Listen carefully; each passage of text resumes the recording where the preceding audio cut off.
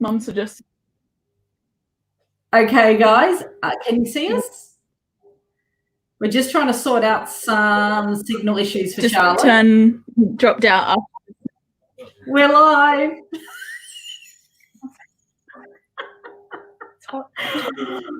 Oh, God. All right, we're live. Hello, Mum, we're live. It's not even my channel. This is what I was just like, what I love to call a clusterfuck.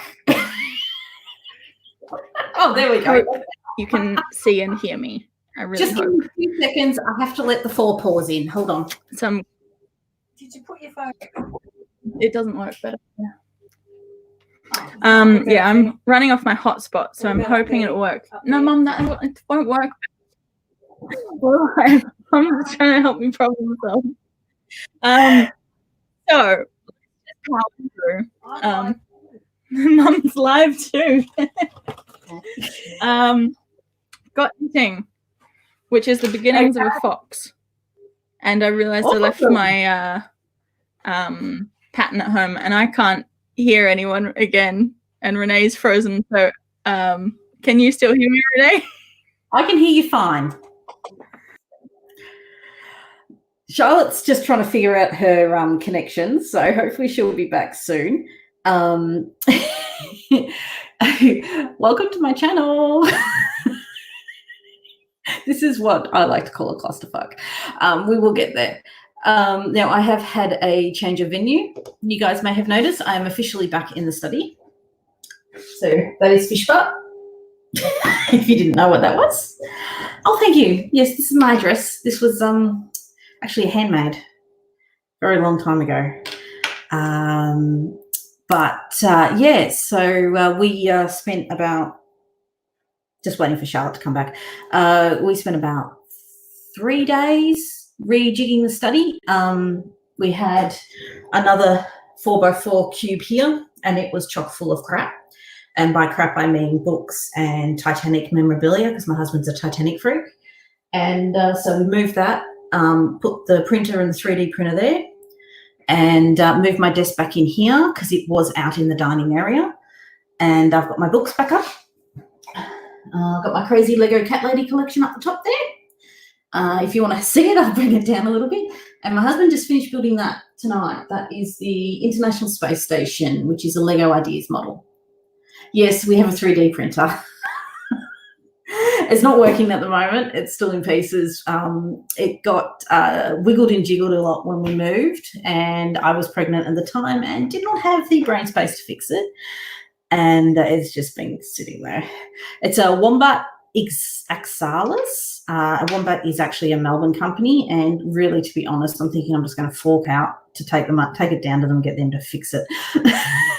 It's working. It's just doing this weird thing where it's shaving the filament as it goes into the nozzle, and that one little bit of resistance is actually stopping it from printing properly. It's you're talking about fine, really fine, finicky, like 1/4 of a millimetre problems. Excuse me for a moment. What? Jojo, come on. Come on, you in? Come on. Make up your mind.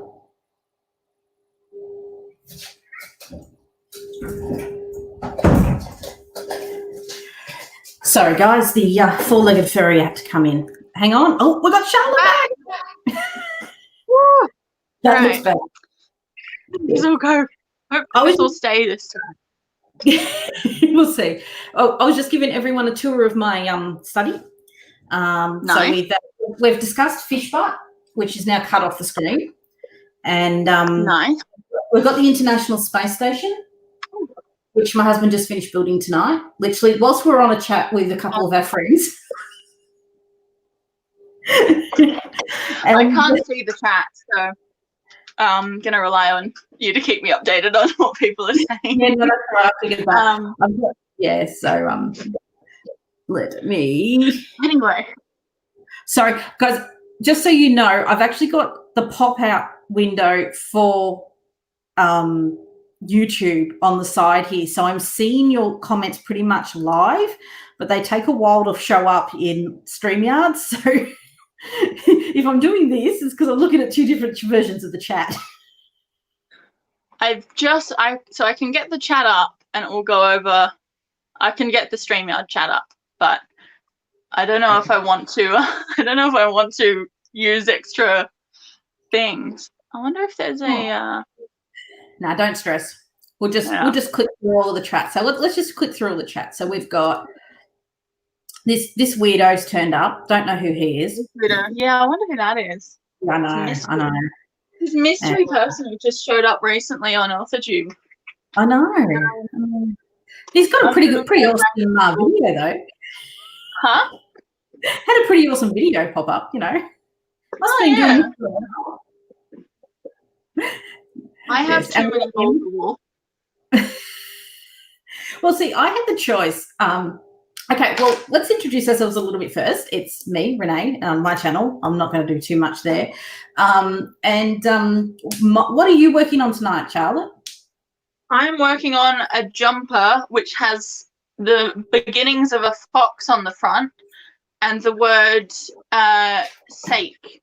So you can imagine what this is eventually going to say when I finally finish it. I started working on this I was in third year uni when I started knitting this, and I've been out of uni like almost 2 years now. So 4 years ago, maybe something like that.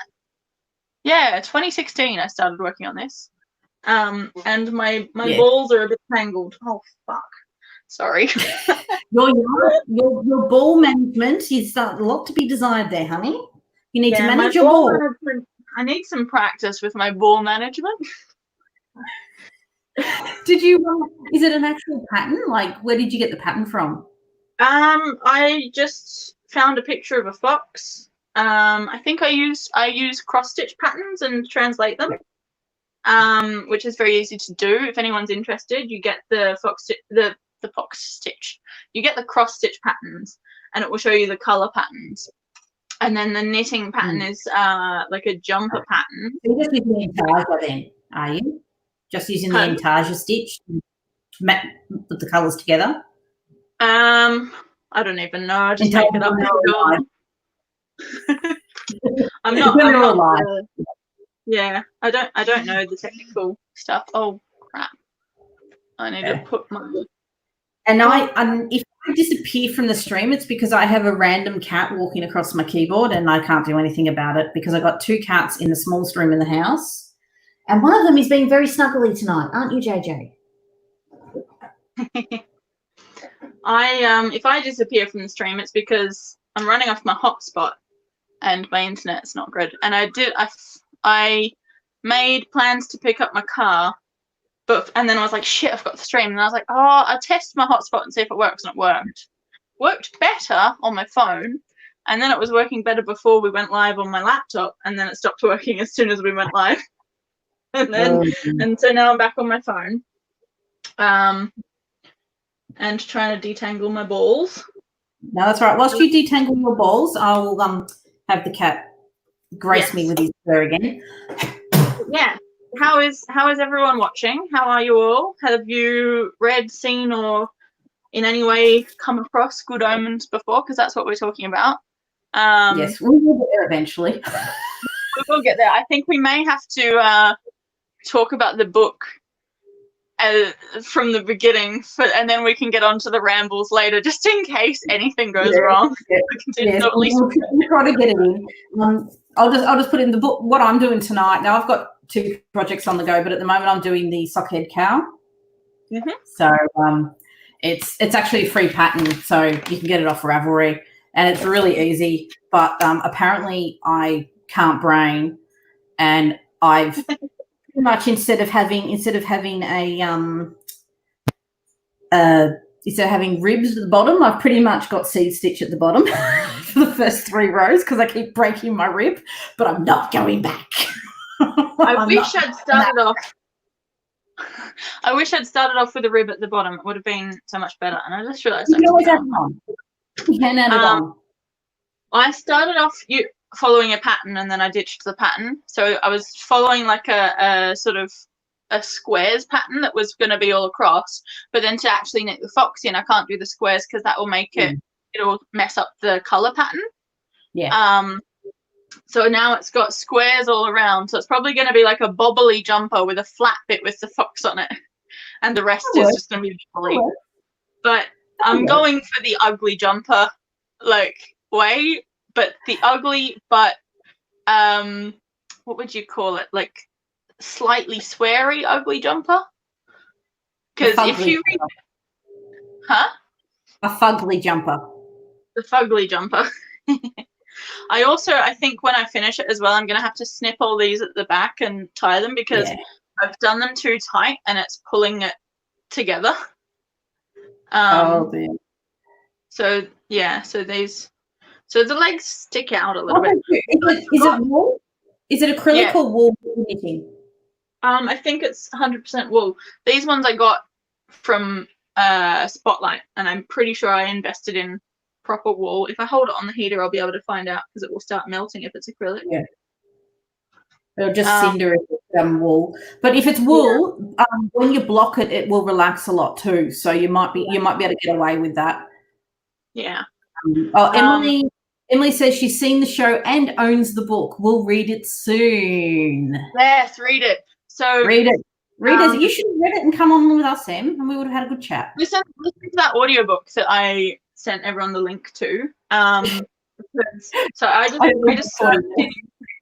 just searched in YouTube for an audiobook version, and that popped up, and it's only been on YouTube for about a week. So I think that's why I didn't know about it before, because I have a feeling I searched for it on YouTube already and there wasn't one. See, I actually started watching it this morning, and I've got 40 minutes left on it. But the whole reason I started re-listening to it was because I can't quite remember the ending to the book and how close or distant it was to the TV series. So I'm just I can talk about that, because there are some differences. There's a couple of things they added into the show that aren't in the book, and I think that I actually quite like them in the show. So the heaven and hell scenes in the show, when they get them, that's not in the book. And I love that little twist. Well, we'll talk about that when we get to the. Apparently, Danny is going to read it too. Yes, Danny, read it. I've made a deal with Danny so that he's gonna do Good Omens, and I've got to watch. What was it? A Quiet Place, I think it is. I've got to watch, because he was watching it the other day and he wanted to talk about it, and I was like, I haven't seen it, and it looks scary. I've never seen it. Yeah. But yeah, Danny, you know what? Yeah, Emily's saying she could have brought her rainbow scarf she's been knitting for 10 years. Hey, don't worry, Em. You could have. Next time. That's a good idea. Maybe that should be my next project, because scarves are really freaking easy. Yeah, I actually started doing a Tom Baker Doctor Who scarf at one point. No. And I think I got about a third of the way through it. And my father-in-law turned around and said, I've been doing some cleaning, and I just found this, and it was the official Doctor Who scarf that they sold for the BBC. And I went, bugger this. Bugger this for a when I was about 5, I knitted Dad a really long rainbow scarf. And it's not Doctor Who colours, but everyone at his work used to refer to it as his Doctor Who scarf, because it's about maybe 4 meters long. It's really long. And it's about this wide, and you fold it double. And so it would be from knees up, looped around twice, and then back down to knees. Yeah. This is actually the mammoth project, which I was going to do tonight, but I can't be bothered because there's yarn management involved. And okay, it's literally I literally just finished the cast on row today. This is 902 stitches. Holy crap. I don't even know what this is. This is probably 60 something. 450 double knit stitches. Oh my god. It's a blanket.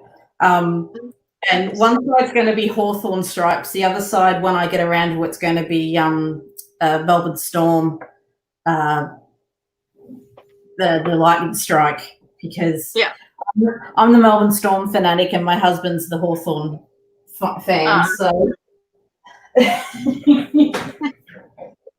but yeah, I decided that was too hard, so I cast on the sockhead cow this morning. Nice. Yeah, I've been knitting for ages intermittently. What was it? The first thing I did where I made my own pattern was I made a. This is. Oh no, Charlotte! Hear me? Yeah, I can hear you. Mine just buffered. I don't know. Can you still hear me? Yeah, just heard it was like something like the first thing you knit. I may have to reload. Oh, here we go. I'm gonna reload. I'll be back in a sec. Oh, sorry. Oh dear. Well, the upside is we haven't been kicked off YouTube, because that happens a few times. Oh dear. So what did you say, Emily? It didn't start the scarf properly, so it's probably going to fall apart if I ever finish it. Yeah, casting on can be a bit of a bugger, but look, to be honest, I haven't been knitting for very long. I've only been knitting about 4 years now, since I shut down my jewellery business, and I just needed something that I could do. Now, I never used to be able to knit, and what I did instead was I used to crochet when I was a kid and build Lego. But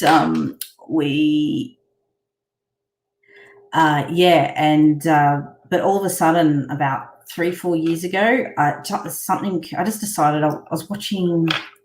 I got introduced to a podcast called The Yarn Hoarder, which is Amber, and I don't even remember how I jumped on it, but I just went, I want to teach myself to knit, and I finally, watching YouTube videos, worked out what was wrong.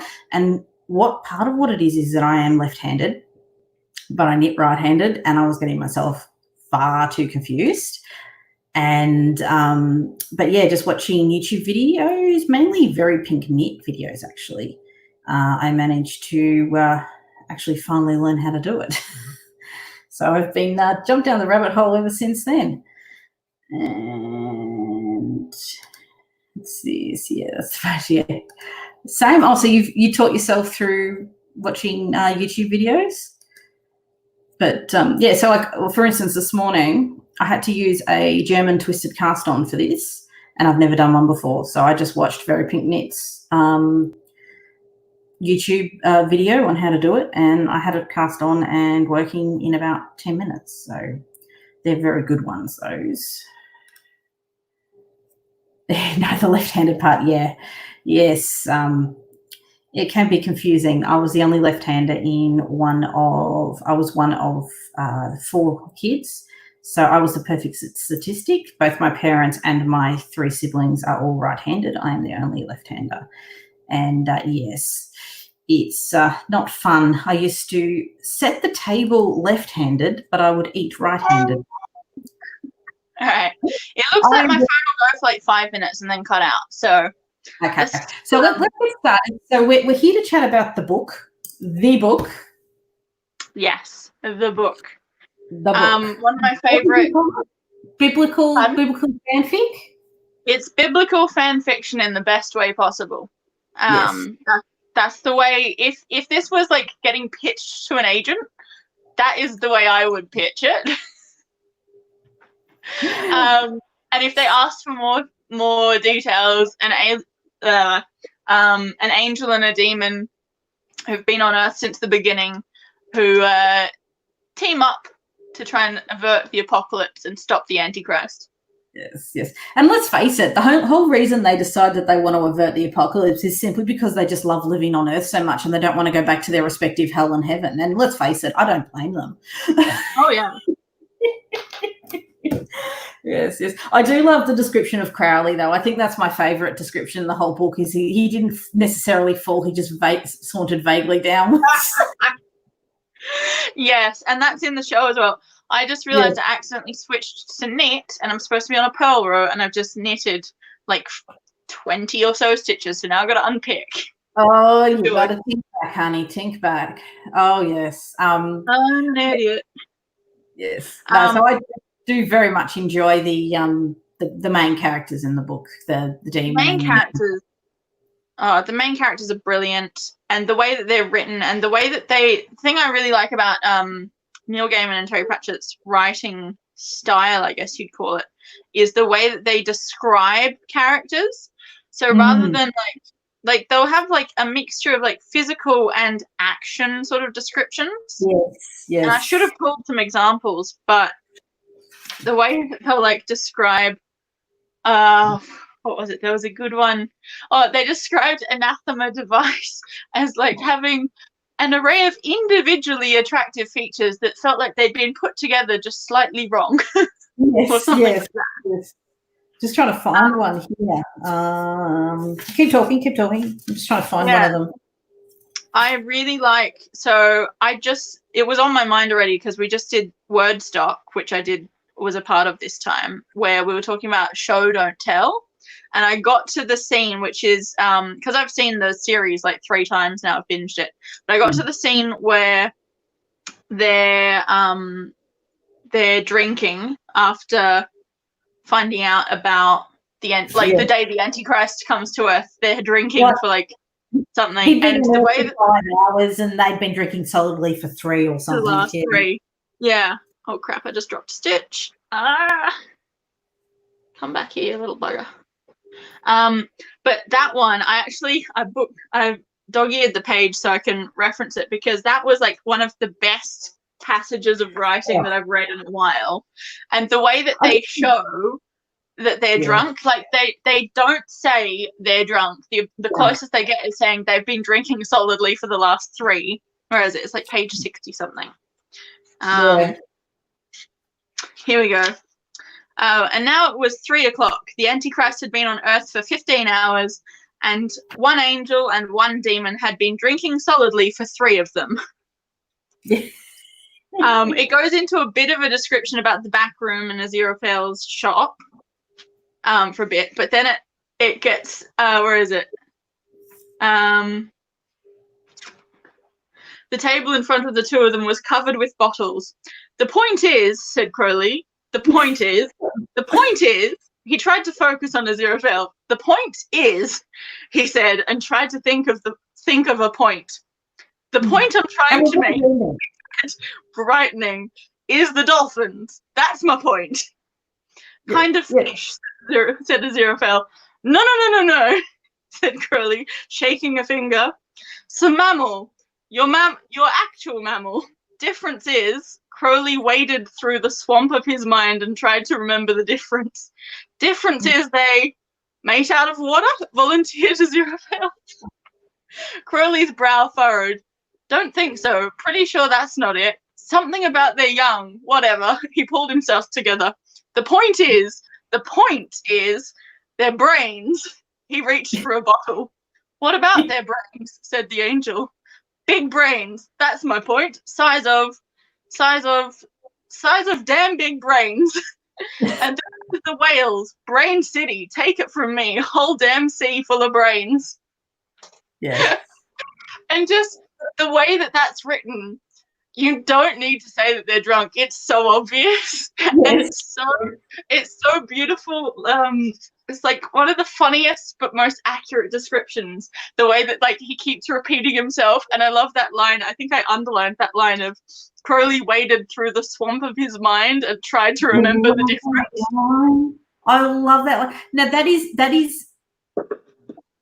I don't want to say purple prose, but it is just a beautifully well put together sentence. That sentence underlined in my copy with pencil, being like, yes, because I read that and I was like, that is the exact experience of being drunk and trying to remember what the point was and what something was. And the dolphins. That's my point. Dolphins. Yeah. Well, what's your point? Like, what about dolphins? They're a mammal. Something about them. Big brains. That's right. And in the show, it's done really well as well. And I think they talk about, like, was it fish stew or something, and they're trying to remember or whatever, and they're going, what is it? Fish stew.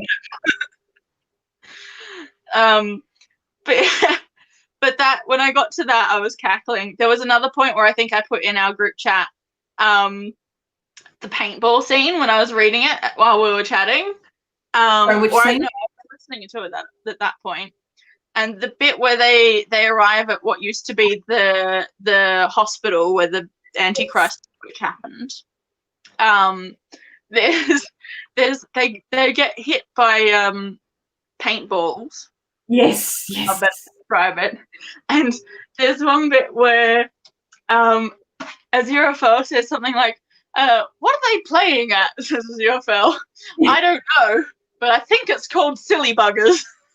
Yes. It got to that point, and that's just such a beautifully British, like, expression. Yes. And when you think about it, that's a demon who's, like, adopted human vernacular. It's so funny. Yes. I do like that too. I like how it has dated a little bit when you like when you're reading the original book, and I was re-listening to it today. It has dated a little bit in the technology. So obviously, you know, Crowley has an answering machine, and yes, we still have answering machines, but it's just little things have dated. But as a whole, though, it's still a very easy book to relate to and actually understand, because really at the end of the day, the two, the angel and the demon, neither of them is exactly good and neither of them is exactly bad. And I really like that about them. And they're really, I think it's Crowley at one point. I'm trying to think if it's the bit. I was just listening to it today, so it's a bit hazy where it is. But he's got this theory that no angel is exactly good, no demon is exactly bad, no, they're just doing a job. It's when they're talking about the Satanists in the church, right? Yeah, and sort of in his mind, sort of going, well, you know, some of the Satanists, they just, you know, it's like going to church for them on a Saturday night. They go do their Satanistic worship, then go home and spend the rest of the week trying to survive, you know. And I think it's quite interesting that they chose to present the good and evil in that way, because when you think about it, both sides want the war. They want it so bad. They, you know, like there's at one point where I can never say his name, Aziraphale. Aziraphale is trying to say, I don't want to do this. You know, we could stop this. And the Megatron is going, no, we're going to, you know, this is what we want. We need this war, you know. And I think they did that brilliantly in the TV series too with, they used Gabriel. Gabriel. We're going to win. You know? Yeah, Gabriel in the show, took over some of the Megatron's part. Yeah. Yes. Megatron still came up in the flat bit. And you still got the same vibe, but all of the Gabriel checking in stuff, that wasn't in the book. No. I think that was a good one.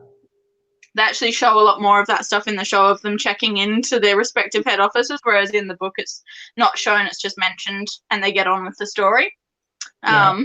Like they mentioned at one point that Crowley sent down to the soul claiming, the soul legal writing office or something, a copy of the terms and conditions of the computer that he bought, because of, you know, with a note saying, guys, learn, you know, because take notes. Take notes, guys. Yeah, take notes. I did like that bit. Yeah, I laughed at that bit as well. That was great. I think I listened to that bit today. I think I've unpicked to the right point. Oh man, I've really bungled this one because I wasn't paying attention. Oh yeah, guys. Just so you know, there will be spoilers. Yeah, there will be spoilers. I'll try and avoid major ones. We'll leave main spoilers until after like maybe 40 minutes or so, and then we'll start going to spoilers. So if you want to hang around for another 10 minutes without spoilers and then mute us or something.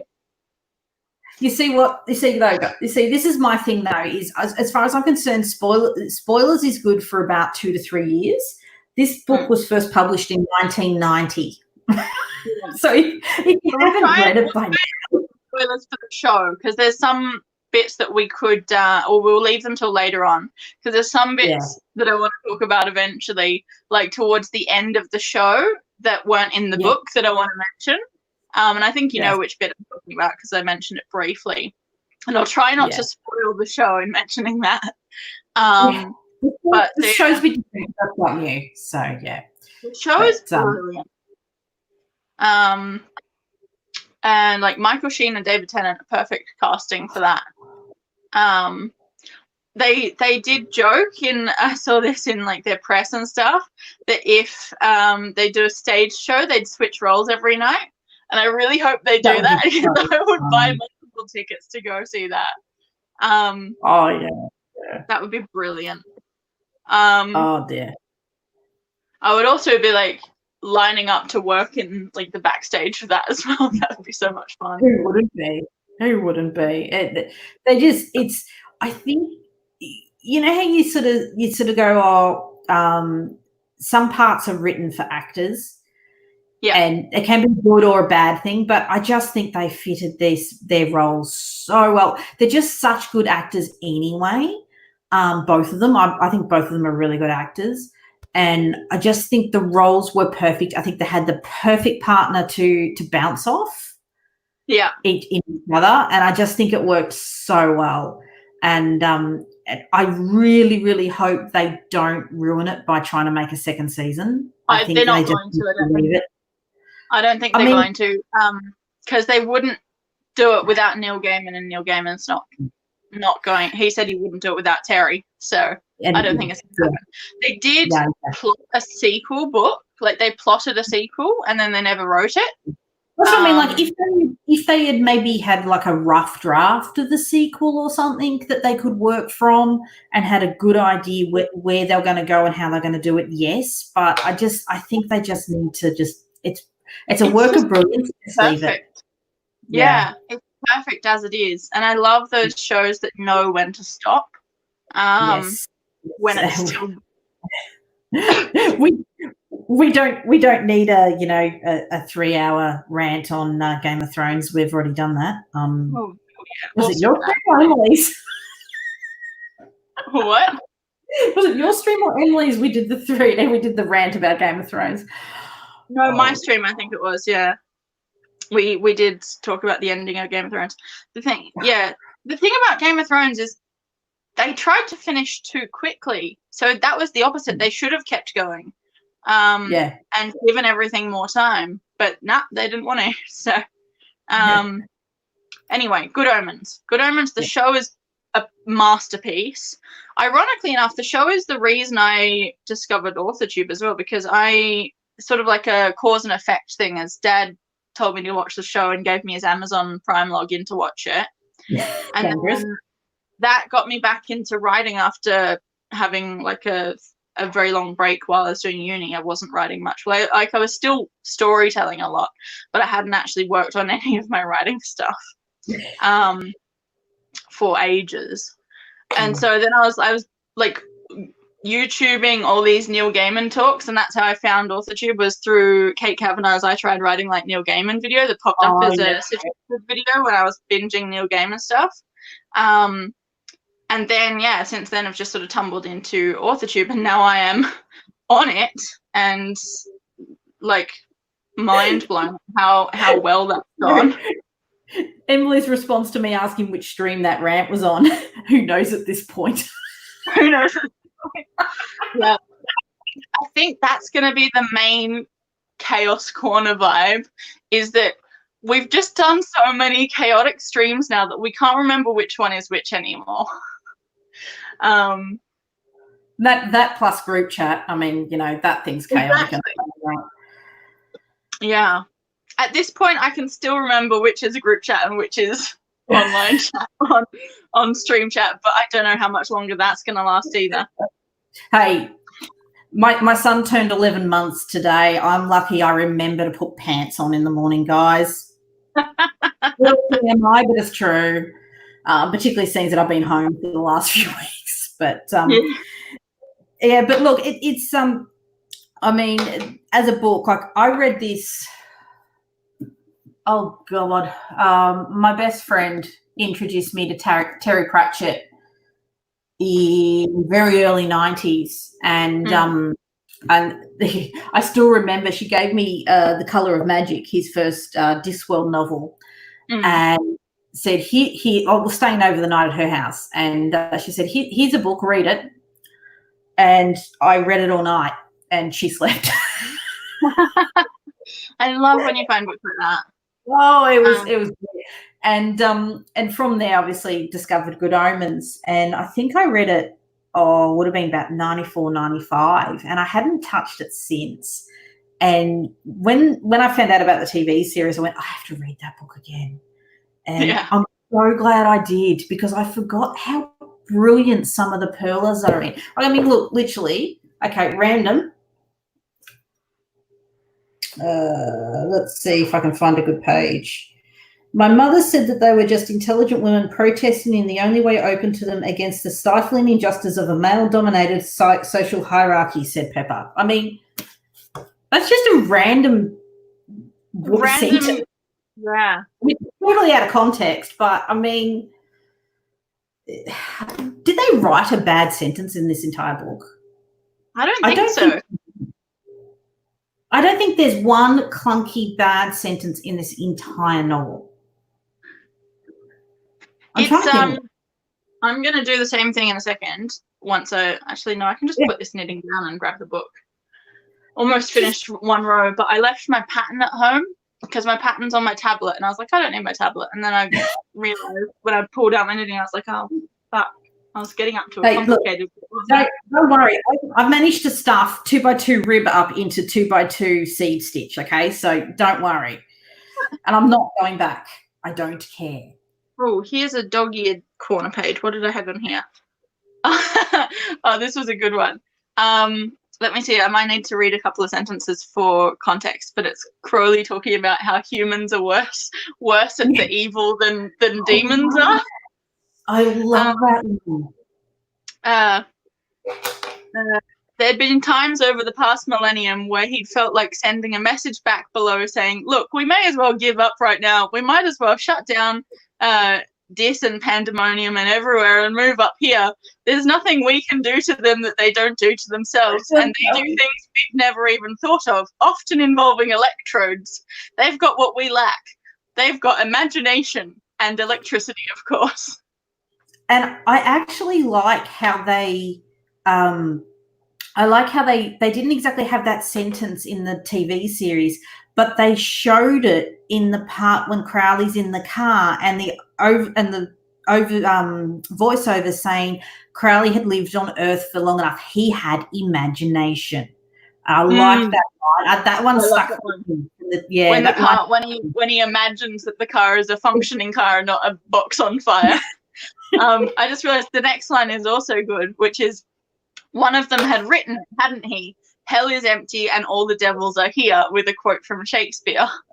Yes. And I was like, yes, that is the perfect line for Crowley to like pull out in his example. Crowley had got a commendation for the Spanish Inquisition. He had been in Spain then, mainly hanging around cantinas in the nicer parts, and hadn't even known about it until the commendation arrived. Yes. He'd gone to have a look and had come back and got drunk for a week. I just love how they always refer to the 14th century as Crowley just wants to. He likes the 20th century because it's further away from the 14th. And you're like, what happened in the 14th What century? happened in the 14th century? And they don't show you that in the show either, because they do. That's something the show does that the book doesn't. Is on the first half. The first half of episode 3, they do like a montage of a bunch of scenes. All throughout different time periods leading up to the 21st century. It's how they explain the pact that the two have. It's sort of how they explain the pact between the angel and the demon. And I well, we can talk about that for a little while too. I really like that as a storytelling device, because they're essentially both angels. It's just one vaguely sauntered downwards and the other one didn't. And by having that pact where, like in the TV show, it's easier to explain the TV show because it's visual, it's in my head, where, you know, Crowley comes up and goes, oh, I've been told to go to Scotland. And he goes, oh, you know, I hate Scotland. Okay, well, one of us will go to Scotland and do this if one of us else stays here and does this and this. And so rather than both of them having to go to each place, because they realised very early on that they cancel each other out pretty much. Yeah. You know, one does the bad, one does the good thing, and they cancel each other out. And they've given up on trying to thwart each other because it's just too much effort. There's too much effort thwarting each other. They still do their job. They, you know, does the evil, does the miracle, whatever. But rather than having to like thwart each other, they effectively are helping each other, really. Yeah. And I do like that. I do like that part. And also it's one of the best elements. It's one of the best elements, I think, in the storytelling, in which they show the dynamic between their friendship as well. And I love, there's like a sentence in there somewhere when they're explaining it, being like, the respective head officers didn't give a damn as long as the work got done. They didn't give a damn who did it as long as the work got done, and they just didn't mention it. They didn't care as long as heaven saw a miracle being performed, and as long as hell saw someone, you know, descending into evil, they didn't care who did it. You know. Yes. And also too, it does sort of stick with the whole overarching theme of the story, as in, you know, not everyone is wholly evil, not everyone is wholly good, and you know, the whole theme of this entire book is Armageddon, and and the son of the devil is meant to be bringing Armageddon about, but he's a kid, you know, he's 11 years old, and he's like, actually, I kind of like the world and I want to know more about it, so piss off, you guys. Yes, pretty much. But it's like, but he's been brought up as a normal kid, when if he had been brought up like, okay, well, they don't really, the whole sort of premise to the book at the start is the baby is brought to earth, it's put with a family, and it's meant to be brought up evil. But they don't really explain to you how he's going to be brought up evil. But they do have the, you know, because Crowley does go against orders by actually going and trying to raise him evil. Is that against orders? Well, he's not ordered to do it, is he? He's not ordered to do it at all. He decides on his own to go and do it. But I think his decision to do that is because that gives him an excuse to make a Aziraphale come in and try and thwart his evil doing. And so he's just like, I'm going to put on a show. I'm teaching the kid to be evil, and oh no, I've been thwarted. Yes, and that's the whole point of it. But at the end, and this isn't a huge spoiler because it happens quite early in the book. It's the wrong child. Yeah. So when the child is born, it's meant to be swapped with one set of parents, and it isn't. It's swapped with a different set of parents because they weren't even meant to be at the hospital that night, and it all gets rolled up and mixed up. A big game of what is it? The card game where they do the split check. Lady. Yeah, and whatever it's called. Yeah. So the child that they're trying to teach good and evil ends up being just a normal, ordinary, everyday child, and who's now got a really messed up childhood. I love that bit in the end of the book where they give a little bit from Warlock's perspective, and he's like, I'm not sure why we had to go to the Middle East for Dad's work, and then there were these weird people, and at the end they asked if I wanted to do anything, and I said I wanted to go home, and they looked disappointed. Yes. Yeah. You get the image of like all these demons expectantly going at this child going, are you going to start Armageddon? And the kid's just like, what? No, I just want to go home. I do like, though, too, because right at the start, obviously there's a third baby that is extra. And they sort of imply that, you know, they sort of say at one point, oh, I'll see if I can find it. It's a brilliant line. They sort of say, we could tell you that the nuns had him discreetly adopted and then he grew up to, you know, love his, win awards for his butterfly collection and blah, blah, blah, blah, blah. But, you know, these are satanic nuns, and they leave it at that. And then right at the end, they tell you a character who's not in the book but is referenced along the lines in the book. They say he didn't really want to do those sorts of things. He just wanted to stay at home where his collection of butterflies was that he won awards for. And you're just like, oh, and I his love parents him. had never told him he was adopted. Yeah, he knew he line in there. There's a throwback line in there where they do kind of say it. His parents had never told him he was adopted. Something about the nuns. Oh, the nuns had done that after all. Yeah, I do like that. It does go to show that Terry and Neil are, at the end of the day, optimists, really. Incorrigible optimists, those two. But no, it's just, yeah. As I said, I just don't think there's a bad line in that entire book. I don't think, and actually this is something that's interesting too, is because there's one thing I have noticed is particularly in a lot of YA stuff, you get characters that do stupid stuff for the sake of the plot. There is not one point in this book where I sit there and cringe and think that character would never have done that. Absolutely. And there's such diverse, different characters as well. Like every character has their own wants, needs, character, personality. And because it's third person omniscient, you head hop into a lot of the different ones in different scenes. So you get perspectives from almost every character.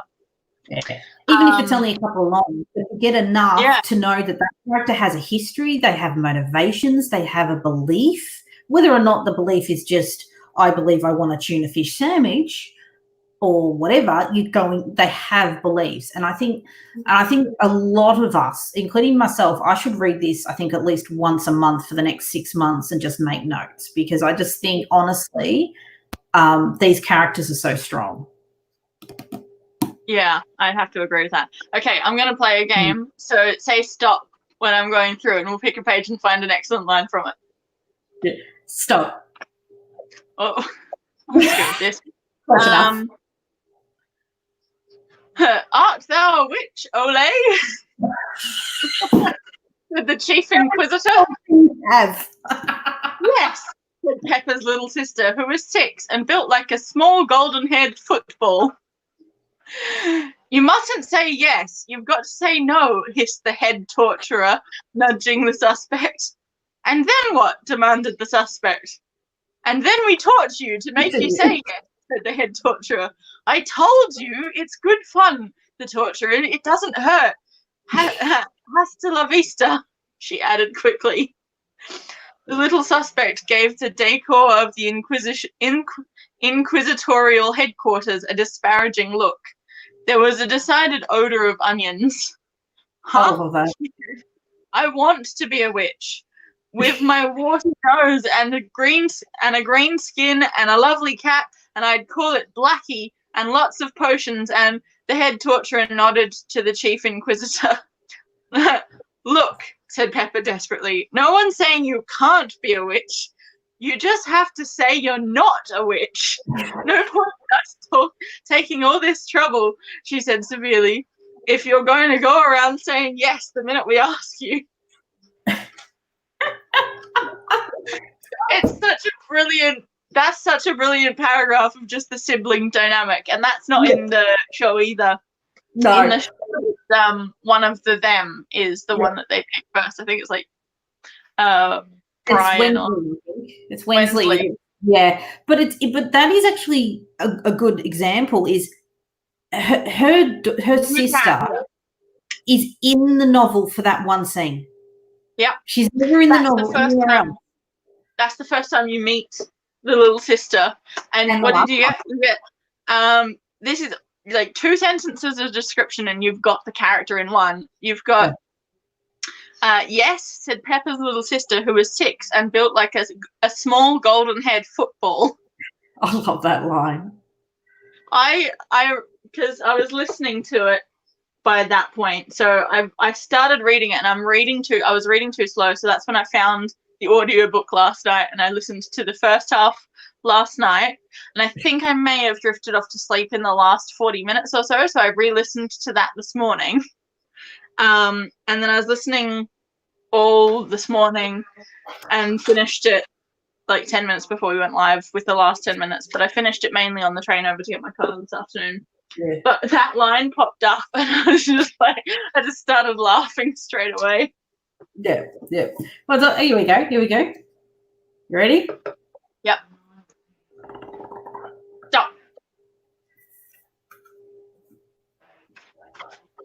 Oh. Death straightened up. He appeared to be listening intently. It was anyone's guess what he listened with. He is here, he said. The other three looked up. There was barely perceptible change in the way they stood there. A moment before Death had spoken, they, the part of them that did not walk and talk like human beings, had been wrapped around the world. Now they were back, more or less. That's right near the end. That is. There's the next sentence after that. What page is that on? My page numbers will be different, actually. Yeah.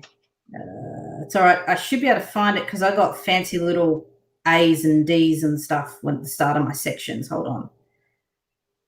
Oh. No, I don't want Sunday. I want Saturday. Oh, yeah, this whole book takes place over about 5 days. Yeah, with a little like a week. There's like, where can I find one of the pages? It's broken into sections. So you've got Wednesday. I don't know whether you can see that. In my edition, it's like a full black page with like a harp and a pronged trident, pointy trident thing. At the start, there is, in the beginning, very biblical fan fiction stuff.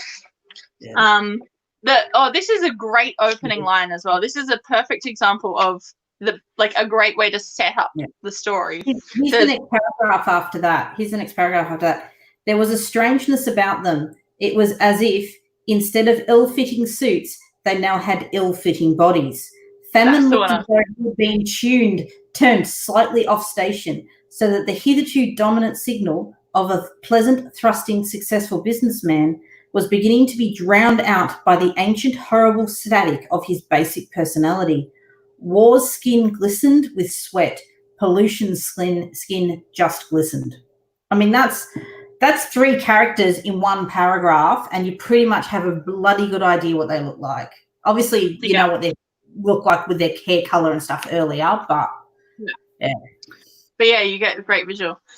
This is the opening of the book, and this is a great opening. It was a nice day. All the days had been nice. There had been rather more than 7 of them so far, and rain hadn't been invented yet. But clouds massing east of Eden suggested that the first thunderstorm was on its way, and it was going to be a big one. That's the opening paragraph. Yeah. So I've got, so it goes, so you got your section of in the beginning. Yep. And then it jumps to Wednesday. Black and white.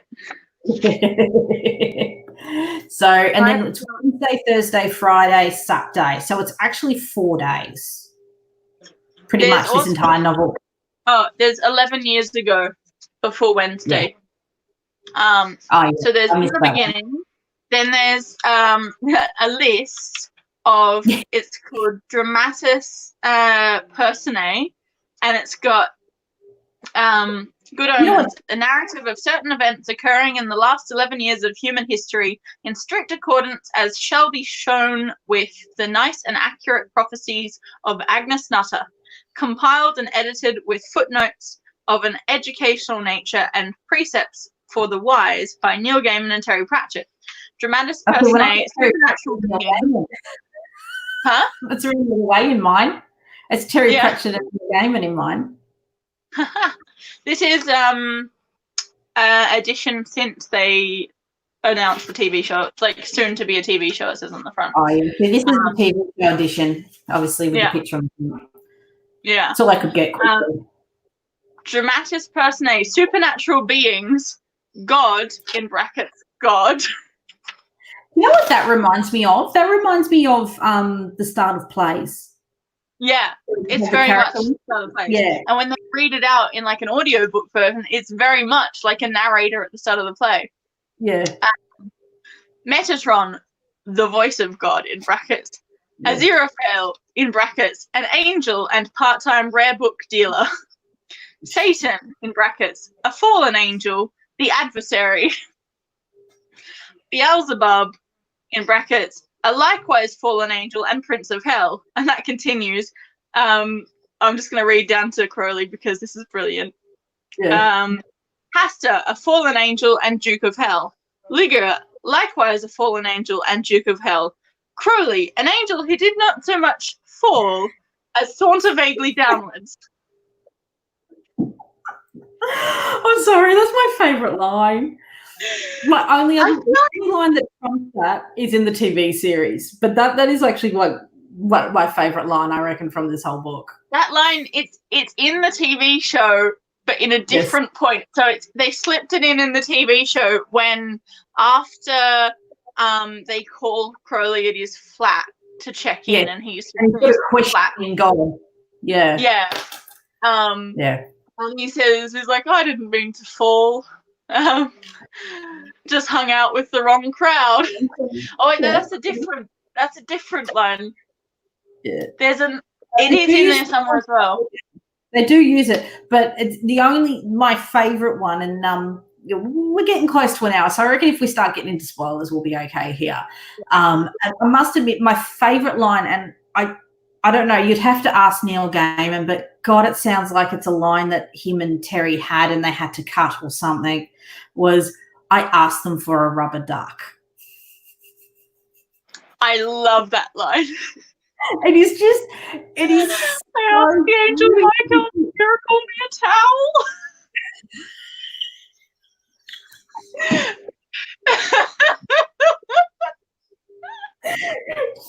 Okay, so at the end of the book, they face down, they stop Armageddon because effectively Adam, who is the Antichrist, was raised as a normal human child, and he decides he actually likes being a normal human child and doesn't want to bring about Armageddon.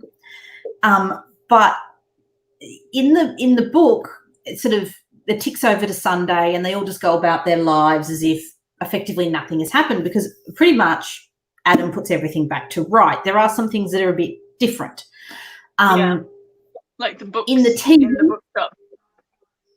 Yeah, in the book it's sort of like everything almost went back to normal, except I don't think Crowley got his car back. No, he does. He does. See, it's been a while since I've read it, and I did start listening to the audiobook today, and I've got about 40 minutes left on the audiobook because I just left it going. My son is going to have a very good education by the time he's 2. He's already listened to Lord of the Rings and the Silmarillion. I mean, seriously. But in the TV series, they go a little bit more in depth in the fallout for these two characters because they did go against orders. They also go in depth more in the relationship as well. And I really want to talk about the start of episode 3 because that was one where I was talking to Dad about it because he'd already watched the show and we were talking about it. And there were several moments in that first half of that episode where they're going back through time. Where like the crucifixion and Noah's Ark, and so they're showing these characters at all these big biblical events, and it's brilliant. It's so good.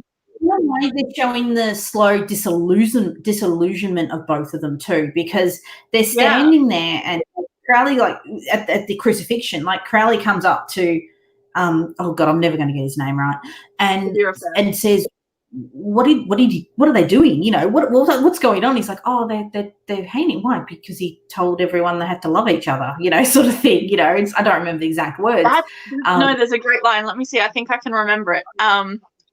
Crowley says, what was it he said that was so bad anyway? And the Aziraphale's response is, be kind to one another. And Crowley says, that'll do it. That'll do it. That'll do it. Because at this point, Crowley's already figured out humans. He's already figured them out. You can tell. Crowley is disillusioned from the get-go and figures them out a lot quicker than Aziraphale was. And I think that's partially because he's a fallen angel and he's already had that disillusionment with heaven and God and everything. And through the course of the story, you see Aziraphale have that disillusionment as well and realize that, heaven's not all it's cracked up to be. See, in a way though, Crowley, because he wasn't inherently evil, he wasn't like the original, he wasn't like the devil and that chose to be evil. He just, as he says, hung out with the wrong crowd. He never intended to fall. He didn't intend to do whatever he did to be lumped in with the rest of them. So he's the reluctant demon in a way. So he still had to be cheeky. He's like a trickster, really. He's a trickster, but he doesn't have the true evil of was it the two in the graveyard, the good lurkers. He doesn't have the evilness. Like they at one point burn down the nunnery because they just want to hide the fact that the babies were switched, when they could have just gone and destroyed a couple of records. They didn't have to burn the whole place down. But he seems to have this more reluctant, this reluctance to be what he actually is, but at the same time he still enjoys doing certain things. When he switches the guns, he switches the paintball guns into real guns when they're at the back at the thing, and then he says, "Oh, don't worry, they're all having miraculous escapes. Wouldn't be any fun otherwise." Exactly. So he's more the trickster than the actual than evil. And I think that was deliberate. I think that plays into their no one's truly good, no one's truly evil sort of juxtaposition that they seem to have going on. Because when it comes down to it, some of them are doing evil things for the sake of good. And I'm talking about the angels as well. They want to have a great war that's going to destroy the earth, and kill everyone just to prove that they're the right. It's at what point does an action become evil? Is it because someone told you it's evil, or is it because of what you actually did? And I think that runs through the whole book. I think that's probably why I find it such a strong novel and TV series too, because they kept it so close to the book. They really did. But I do love how they grow, how the characters grow through the centuries too. And I love how it's all based around food. Did you notice that? It's always based around food. And it's always Crowley sitting there watching Aziraphale eat.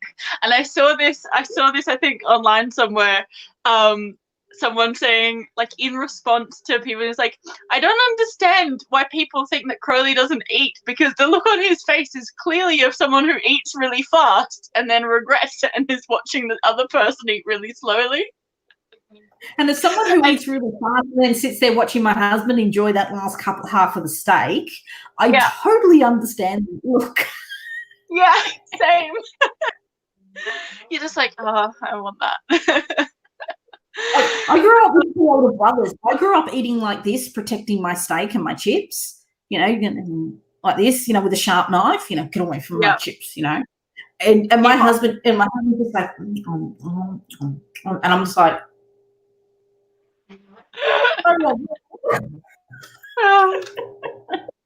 but it is always around food. Like the whole reason they're at the bloody French Revolution is because he wanted pancakes, or was it waffles? I can't remember.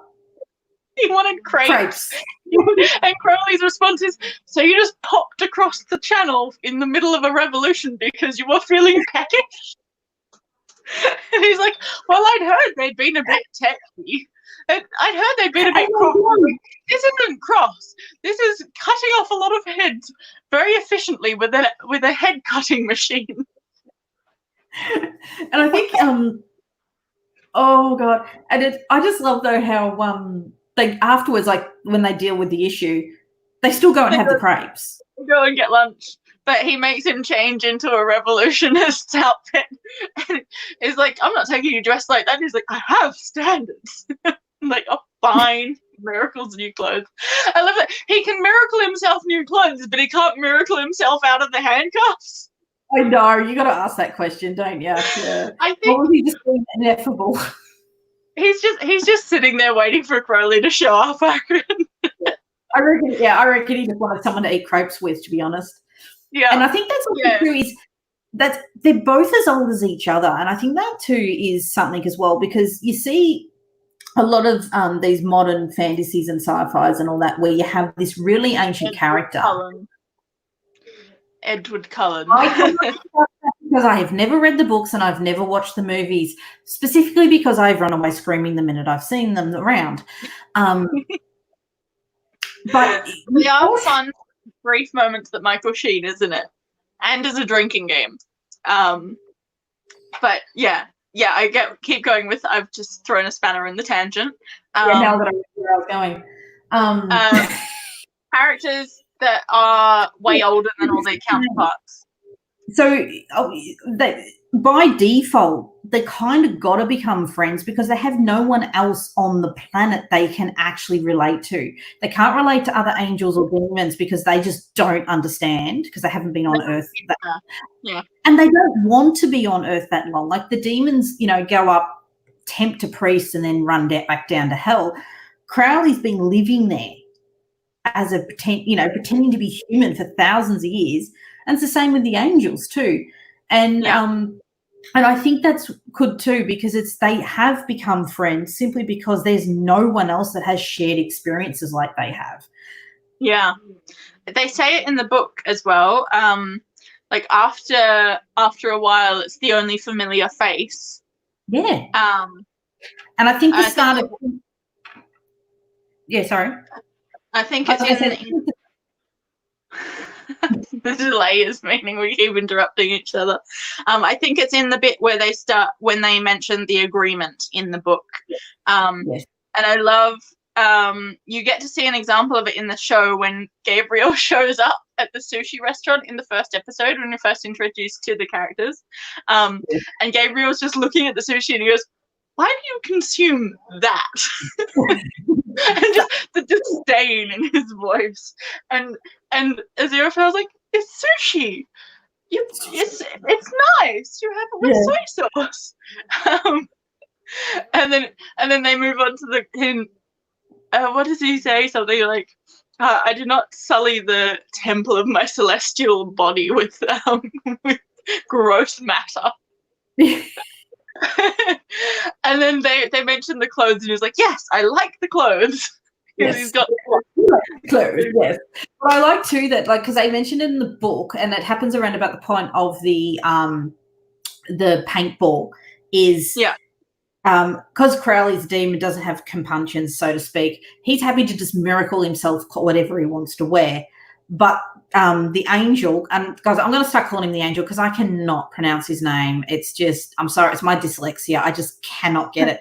Because I read it before I heard it, my brain has this weird thing that it wants to say it in a particular way that I'm wrong.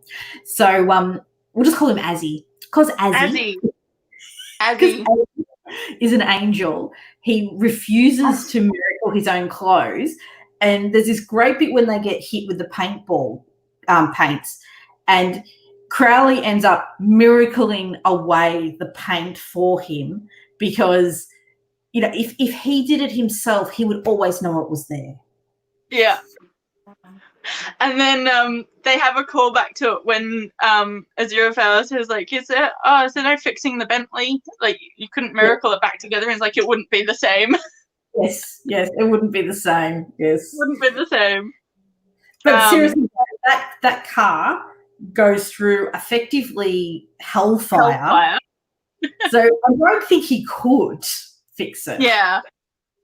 I love they kept the miracle bit in the show, and that's such a cute moment because you watch Aziraphale and he's literally just being a pouty little child, trying to manipulate Crowley to do it for him, and Crowley's just like, oh, okay. Really? Huh? When you think about it, both of their professions is convincing people to do something. Okay, one tries to convince them to do right, one tries to convince them to do bad. But at the end of the day, they're both manipulative bastards. And they manipulate each other, and they know they're manipulating each other, but they do it because and they've become friends. So they're not they're manipulating. They're finding holes in the philosophy. They're finding holes in their rules, effectively. Yeah. It's like right at the end of the TV series, they discuss. They have that bit about. Let's go have lunch. Oh, a little miracle happened. You know, so and so just opened up. And I believe a reservation has miraculously become available. Yes, because it's a kind of loophole to a miracle. Yeah. Their whole friendship is based on loopholes. Yes, definitely. And, well, the whole deal is the loophole. They're both angels. The magic's coming from the same place. So it doesn't matter which one of them does it as long as it gets done. Yeah. Yeah. And there's the bit about the dancing on the head of a pin metaphor where they use this like, oh, angels and demons are from the same original stock. So size and physics are optional. What was it? There's something about here it is. It's when Crowley's jumping through the telephone line, I think. Yes, that's right. And they go on a tangent about how many because they use that saying of how many angels can dance on the head of a pin, which I think is a saying. I'm guessing it is. It is. It's a trivia question or something. Yeah.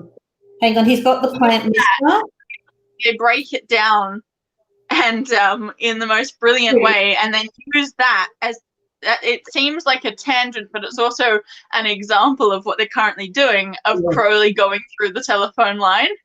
Yeah, way to explain the physics. Over the years, a huge number of theological man-hours have been spent debating the famous question: how many angels can dance on the head of a pin? In order to arrive at an answer, the following facts must be taken into consideration. Firstly, angels simply don't dance. It's one of the distinguishing characteristics that marks an angel. They may listen appreciatively to the music of the spheres, but they do not feel the urge to get down and boogie to it. So, none. At least nearly none. Azrael had learned to gavolt in the Discreet Gentlemen's Club in Portland Place in the late 1880s, and while he had initially taken to it like a duck to a merchant banking, after a while... I love the metaphors. Pratchett. That is Pratchett. After a while, he had become quite good at it and was quite put out when, some decades later, the gavotte went out of style for good. So providing the dance was a gavotte, and providing that he had a suitable partner, also able for the sake of argument both to gavotte and to dance it on the head of a pin, the answer is a straightforward one. Then again, you might as well just ask how many demons can dance on the head of a pin. They're of the same original stock after all, and at least they dance, asterisk, although it's not what you and I would call dancing, not good dancing anyway. A demon moves like a British group in the Eurovision Song Contest. Then the bit you miss when you don't read it is the little footnotes. The footnote. And they're very Pratchett. Yeah. And if you put it that way, the answer is quite a lot, actually, providing they abandon their physical bodies, which is a picnic for a demon. Demons aren't bound by physics. If you take the long view, the universe is just something small and round, like those water-filled balls that produce miniature snowstorm when you shake them. Also got an aside, although unless the ineffable plan is a lot more ineffable than it's given credit for, it does not have a giant plastic snowman in the bottom. But if you look really close up, the only problem about dancing on the head of a pin is all those big gaps between electrons. For those an angel stock and or demon breed, size and shape and composition are simply options. Crowley was currently travelling incredibly fast down a telephone line. Straight back into what they were doing. But that, that is pure Pratchett. You go off on this tangent, you think it's going nowhere, then all of a sudden you're like, bam. Oh, Bam. that's why we're talking about how many angels dance on the head of a pin. It's all about neutrons. Yeah. Oh, gosh. I love the little asides and like the tangents throughout the entire book are just the brilliant ways that they use to like give examples about random things. Like that's a duck to merchant banking. I mean, that's perfect. A duck to merchant banking, a golden head football. What else have they got there? Hey, Hannah. Sorry, we're just gasbagging, and we will continue to gasbag for some time. Yeah. At least we're staying relatively on topic. I know, we're pretty good. We're doing pretty well. Well, I mean, it is a very good topic to stay on. I might have to go get a glass of water in a minute. My throat's starting to get dry. Yeah. But I'm a little further away from the kitchen now. Although the microwave doesn't interfere with my internet connection anymore. Yeah, microwave doesn't interfere with mine. Just location does. Although I'm surprised it stayed relatively stable. It's been good. Since I reloaded. All the kids have been sent to bed. Yeah, hopefully. Pray to somebody as whoever. Aziraphale and Crowley. Thank you for our little miracle. Thank you. Please let my internet stay on. I'm also, if anyone's here and wondering, I'm not streaming on Sunday morning because I tried like testing hosting through a hotspot and the quality is atrocious. It's shocking. And you can't host from a mobile phone. So I'm just like, I'm going to take the weekend off and sleep in maybe. Although I think Kent is maybe putting together a stream this weekend. So I may actually be getting up on Sunday morning to stream with Kent if I can get my internet back. But we'll see. I'll watch the rerun because I'm sorry, but Kent puts it on far too early in the morning for me. Well, if it's super early, I'm not getting up for it. But if it's like around the time I would normally stream, I'll get up for it. Yeah. No, that's pretty much my philosophy on life. Yeah. But, it's. No, I haven't actually slept in about 6 weeks. I haven't slept in for approximately 11 months. yeah, that's fair. You win on that one. But I've been working earlier, so I've been starting work earlier, so I have to get up earlier. My alarm. I woke up early this morning because I forgot that I actually start later on a Friday. I start at my old usual time because I used to have Fridays off, and I'd start at 9:30 Monday to Thursday, and then I've been working more hours recently with the whole world situation that's happening. Anyway, can't be bothered going into details, but it means that I'm working from 8:30 instead, and I'm doing 3 hours on a Friday as well, but I'm starting at 9:30 on the Friday, and I'd forgot that, so I'd allowed in my head that I was like, okay, I'll get up at 7 and I'll listen to an hour of the book before I have to go to work. And then I woke up earlier. I woke up at like 6:40, and I was like, well, I may as well put the book on while I'm in bed, and I can lay in bed listening to it till my alarm goes off in 40 minutes. But then my alarm didn't go off, and then I was like, oh, yeah, that's right. And then my alarm went off at like 8 instead, and I was like, oh, yeah, that's right. I get an extra hour sleep in this morning. Which was good because it meant I got through like 2.5 hours of part 2. So the audiobook that I was listening to, if you just search in YouTube, Good Omens audiobook full, I think it is, it pops up. It's in 2 parts. And it's 10 hours total. And that one is the copyrighted one, I think. So that might not last up there very long. Well, it's marked as for kids, and I think that might be why. Because You can't make money on them. You can't play ads. You can't comment. And annoyingly, it pauses when you like swipe down. If you're on like the app and you swipe down to have it like playing in the mini player, it pauses and it won't let you play through that either, which is really annoying. I think it's like the autoplay. I guess so. The theory is that if it's a kid, the kid will just be sitting there looking at it. So yeah. So the kids can't go off the video and keep looking at other stuff, I think. But yeah, it's on YouTube at the moment, and I think it's only been on for about 6 or 7 days. So listen to it now if you're gonna. Or alternatively, if you don't have an Audible account, go to Audible, sign up, get a free book, download it. They got both versions, that one and the dramatization of it, and then you get it for free anyway. And no, we're not sponsored by Audible. I'm just a huge fan. Sponsor us, Audible.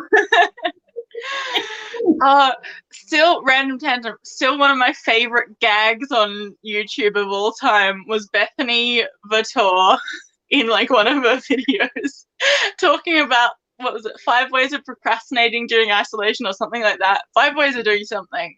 And she was like, learn how to make candles. If you don't know how to make candles, look it up on Skillshare or something.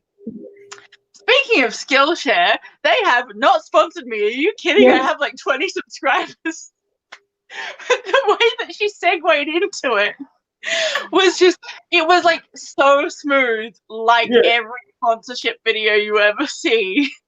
Oh, dear.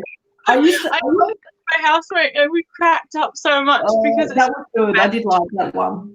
I did like that. It's really funny because I used to listen to a podcast called The Tech Guy, and a few old school people will know this guy. His name's called Leo Laporte, and he was originally the tech guy on like US TV, and he ended up creating his own podcast studio. And nice. It's called Tech TV, and they're still running now, I think. And he used to do these sorts of ads, but because he was from radio, he had the full radio voice. So they'll be chatting away, having a chat with this, then all of a sudden they go, we need to go to an ad, and you'll just see him go, Audible. They were brilliant. And but then he's got a lot more relaxed now. I'm talking really early days. And every time I see these ads now, I just hark back to those sorts of examples, and it just makes me giggle. It really does. But it's I don't know.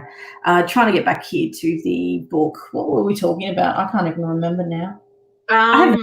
We went off topic somewhere around something. Something. Is anyone Hannah, you're new in the chat. I'm not sure who else is still here. Do you guys have anything we want to chat about in the book? I know Emily's watched the TV series but not read it. That's a good point. We could talk about we touched on it. We could talk about the episode 3 bit. I keep mentioning it, and we should go into it. Let's go on to episode 3. So episode 3, it's the start of it. First half. It's like the first 30 minutes of and then the opening title credits play, and you realize, wait, this is just this. What? It really throws you for a loop because you've been watching the episode. It goes straight into it, and then after that whole flashback sequence, which is 30 minutes long, then it plays the opening title and goes back to the main story. And so you're just like, wait, how long was that? Yeah, and because it was so well done, you don't realize you're watching it for so long before they actually do get into the storyline. So they go. It starts with them at the Garden of Eden, or is that that's the start of the first one, but it is part of it. That's the opening sequence. I did love the opening sequence as well, how they introduced it all. Which is directly from the book. It's not the opening line of the book, but it's directly from the start of the book somewhere. Yeah. Oh, it's very, very close. And I do love. I didn't like the change they did with the flaming sword. Did you pick that? I did. It was a bit different. There was something in there. In the book, the flaming sword just disappears. So he gives it to Adam and it disappears. In the TV series, they make out the flaming sword is War's sword at the end. And I didn't like that because I didn't believe they actually do that in the book as well. Do they? See, I can't remember. I've got the last the International Express person comes to pick them up. And it's like, oh, there's supposed to be a sword as well. And Aziraphale realizes he's been sitting on it for the last however long without noticing. And they joke about it. They bring back in the detail of God asking Aziraphale what he did with his flaming sword, because it made it into one of the editions of the Bible that Aziraphale has, which was like what would you call it? I've got to find the Bugger This for a Lark edition. Bugger This for a Lark edition, yes.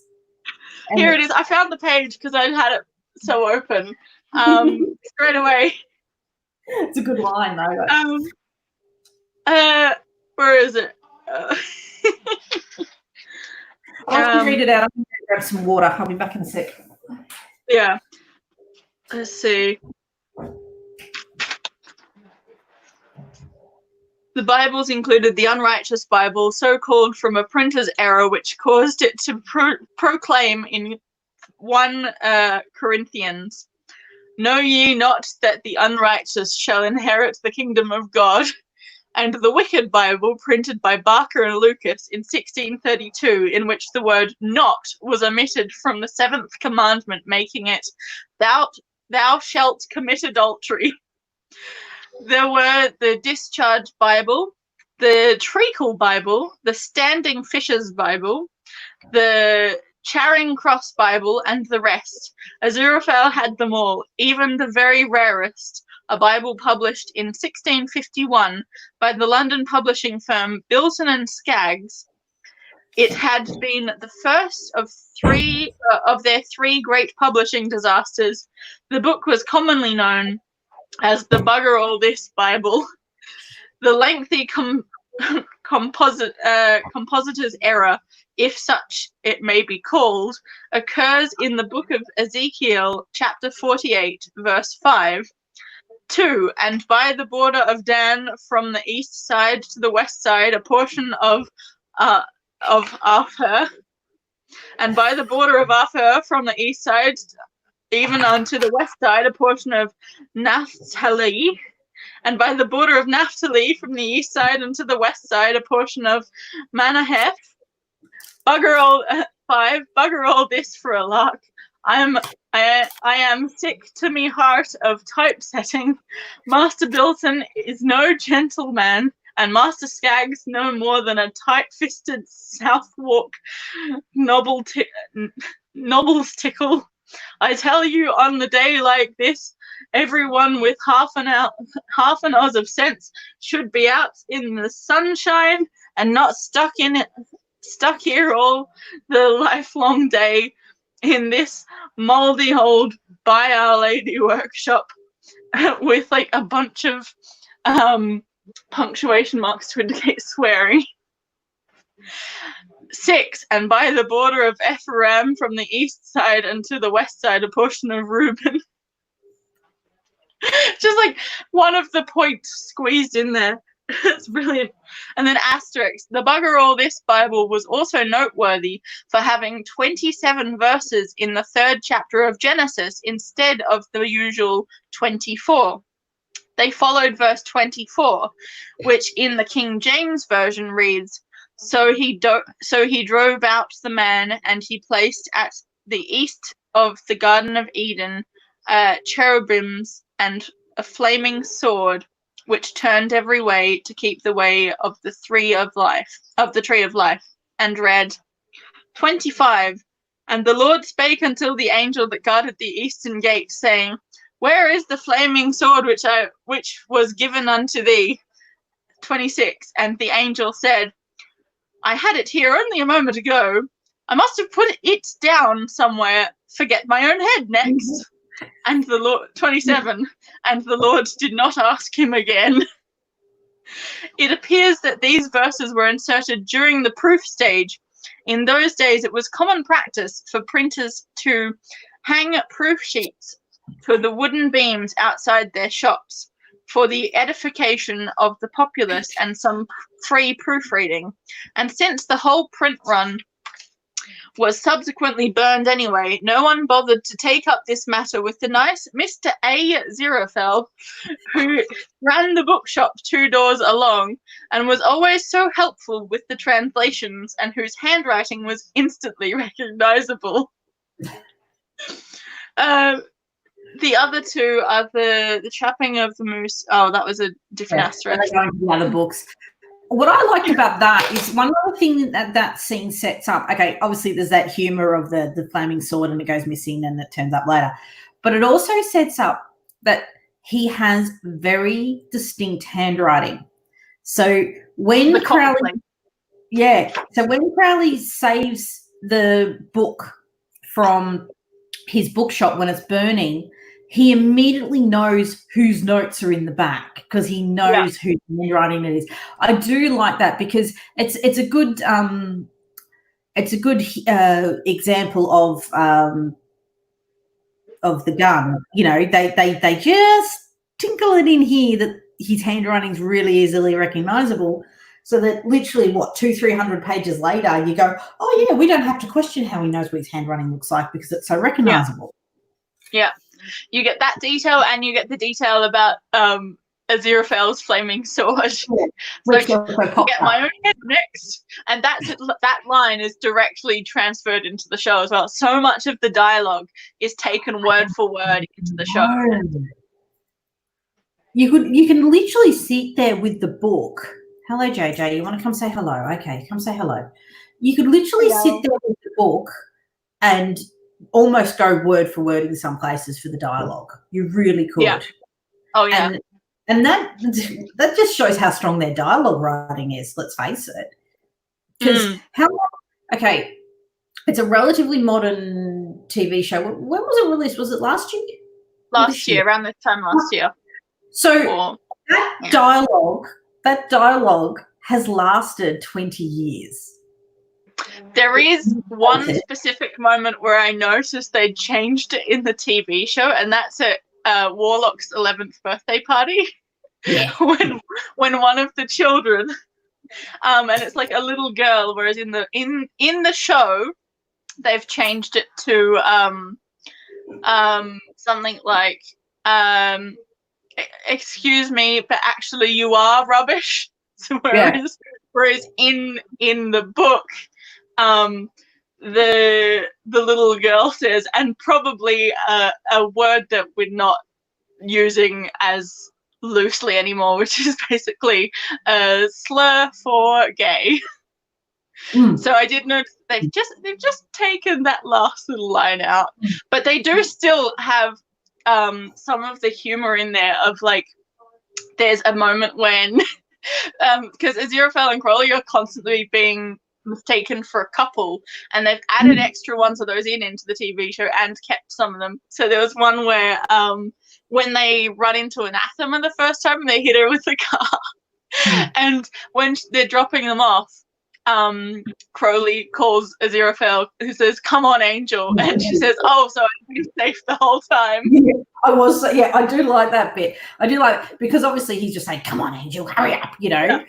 But everyone takes it as like an endearment, a term of endearment, which it is at the same time. But they take it. It's so funny. And in the show, when he shows up and he's like, "Forces of Hell have figured it out. It's my fault, but we can run away to Alpha Centauri." Yes. And they have that interaction on the street. It also isn't in the book. Yeah, they have this fight on the street, and it says, "Fine, I'm leaving, and when I'm up in the stars, I won't even think about you," and then drives off. And this little guy was walking past on the street, just like nudges into Aziraphale and is like, "I've been there. You're better off without him." Yes. They did. Also, too, I think this would be one of those TV series, as you know, one's based off books, where I think they've both read the book. I think they've both read the book and they knew because it's just there's some points where you just go, yeah, they know these characters so well.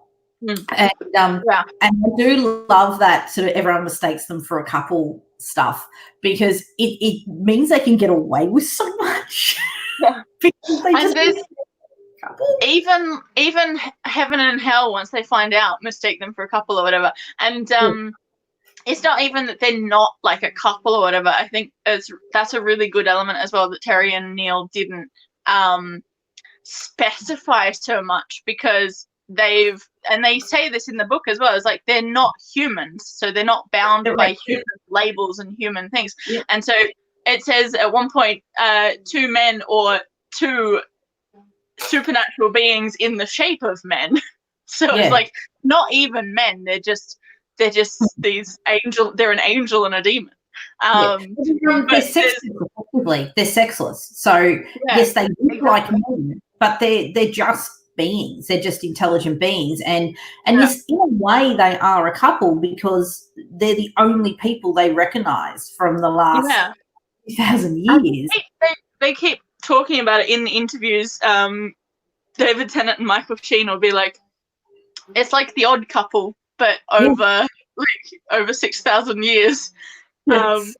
But there's a line in it when the 3 angels come and corner Aziraphale just before Armageddon's about to happen in the street, and they've got the evidence that he's been consorting with Crowley, and one of them says, "Don't think your boyfriend in the dark glasses will get you special treatment in hell." Yes. And so funny. And then I think they punch him and then disappear.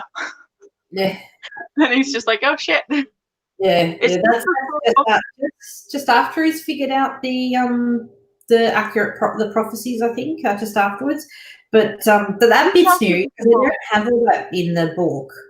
You don't get any of the other angels in the book, other than the Metaphon. Yeah, I thought it was really clever in the TV series, and because obviously things can date really easily when you use technology. And I love the bit where she calls her contact down underneath, and it's a phone, but it's literally just like this glass panel. You know, there's nothing there. I really like that. I was just like, I love that. Another way of implying like a mobile without actually having a mobile. I thought that was very clever. That was really clever. And I liked as well that all of Hell's technology is ancient. And Crowley's the only one who understands technology out of all of them. And that's how he gets away with trapping Haster in the answering machine. Stuff like that. Oh, that's brilliant. I did like the mentions in that scene in the book. Crowley considers he wants to take the cassette out and dip it in holy water, but he doesn't have any holy water left, and he's like, I should probably not be that cruel. Yes. I love his poor plants too. His poor plants. The plants. I was just thinking of that. One of my favorite things from not the book, not the show, but the script for the show is a footnote from Neil Gaiman, where it's the what you'd call stage directions, I guess, for a play, but just screenplay directions, I guess. But it's in that scene with the plants, and it just says the plants are terrified. It might be in brackets, but it's yes, I don't know how we show this either. That's great. It's so good. And then when you watch the show and you see how they do it, you're like, damn, they really figured that out really well. Yeah, I did like that. I like the shaking. I love it. It's Crowley had heard about talking to plants in the early 20th century or something and thought it was a great idea. He didn't so much as talk to them as put the fear of God into them, or rather the fear of Crowley. Yes. Let's play roulette and see where where we land again. Okay. No matter what page we land on, there's going to be something good to talk about. There we go. This is a great way to run a book club, is to just thumb through, find a page, and then start talking about whatever's on it.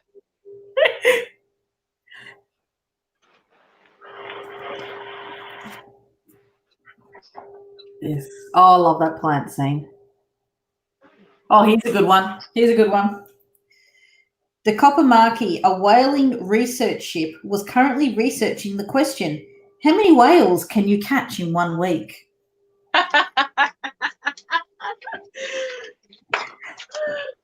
That's a brilliant one.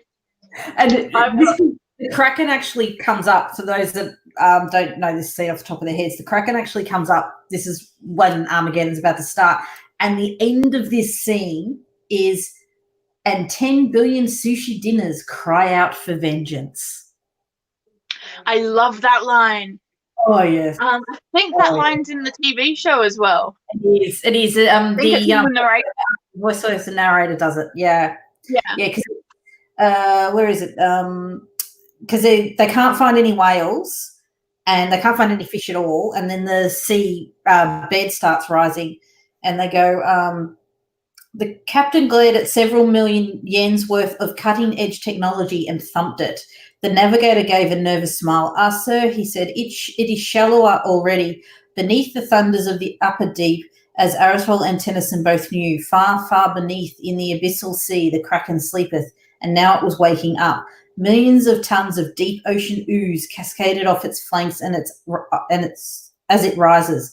See, said the navigator, 3,000 meters already. The Kraken doesn't have eyes. There has never been anything for it to look at. But as it billows up through the icy waters, he picks up the microwave noise of the sea, the soloing beeps and whistles of the whale song. Said the navigator, 1,000 meters? The Kraken is not amused. 500 meters? The factory ship rocks in the southern swell. 100 meters? There is a tiny metal thing above it. The Kraken stirs. And 10 billion sushi dinners cry out for vengeance. I love it. The only problem with having such a good book as our first book is how we're ever going to beat it. How are we going to top it? Yeah. Well, we don't have to talk about everything that's good with the book either. We can talk about the stuff that's bad, but like there just isn't anything with this. I'm just trying to plug in my. As I was saying earlier, there's not a single character in here that does something where I would go, yeah. You know, okay, they do silly stuff, but it's all for good reason. It's in character, and it's not silly. And by silly stuff, I mean, you know, it's stuff that you would normally go, "Oh, okay, that's a bit silly as a thing to do," not as in that is so against their character. Why did they do that? So yeah, yeah, it's a brilliant book. I thumbed through and found.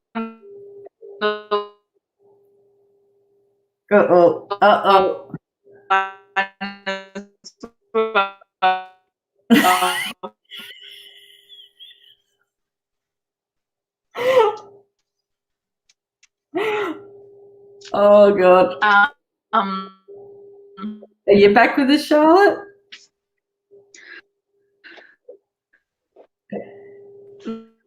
Let me see where I had. Yeah.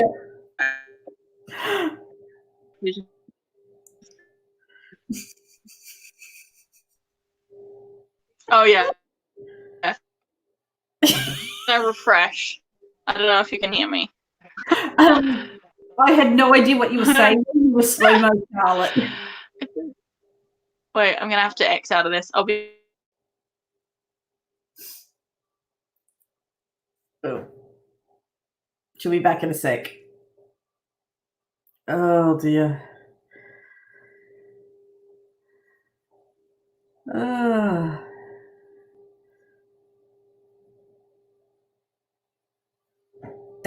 Yes. Slow-mo, Charlotte. She'll be back in a sec. Oh dear. But yes, no, it is. Look, to be honest, I actually don't know if there's any part of Good Omens that I don't like. there's so many books out there that I get to a point where I just go, oh, I can't be bothered reading this. And I have to force myself through them. But this one was just joy from page to page. And I think it's two masters of the craft working together. And is she back? I'm back. She's back. We lost you whilst you were reading from the book. I'm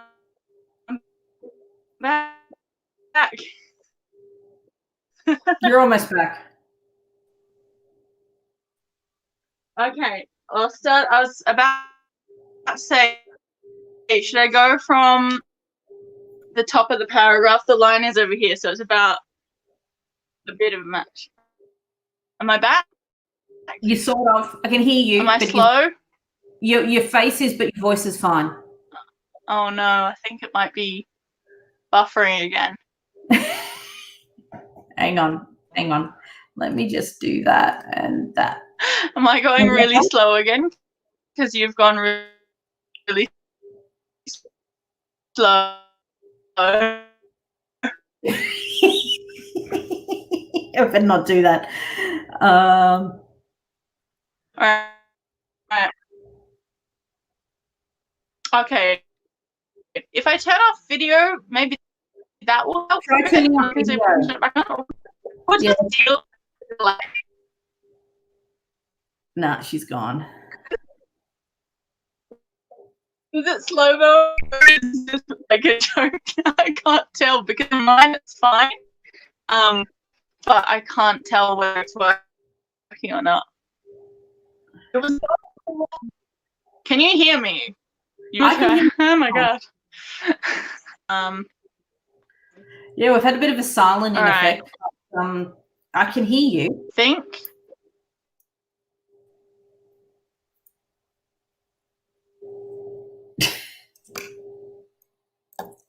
Yeah. Okay. Reload again. That I had to do. I don't know. I can see she's gone full robot. Okay, I'm gonna have to reload. Okay. I'm guessing my mouth hasn't caught up with what you guys can hear. Another minute or two, and I will refresh this and be back. Oh dear. Well, if that's all the technical difficulties we have, we can't argue too much, can we? Oh dear.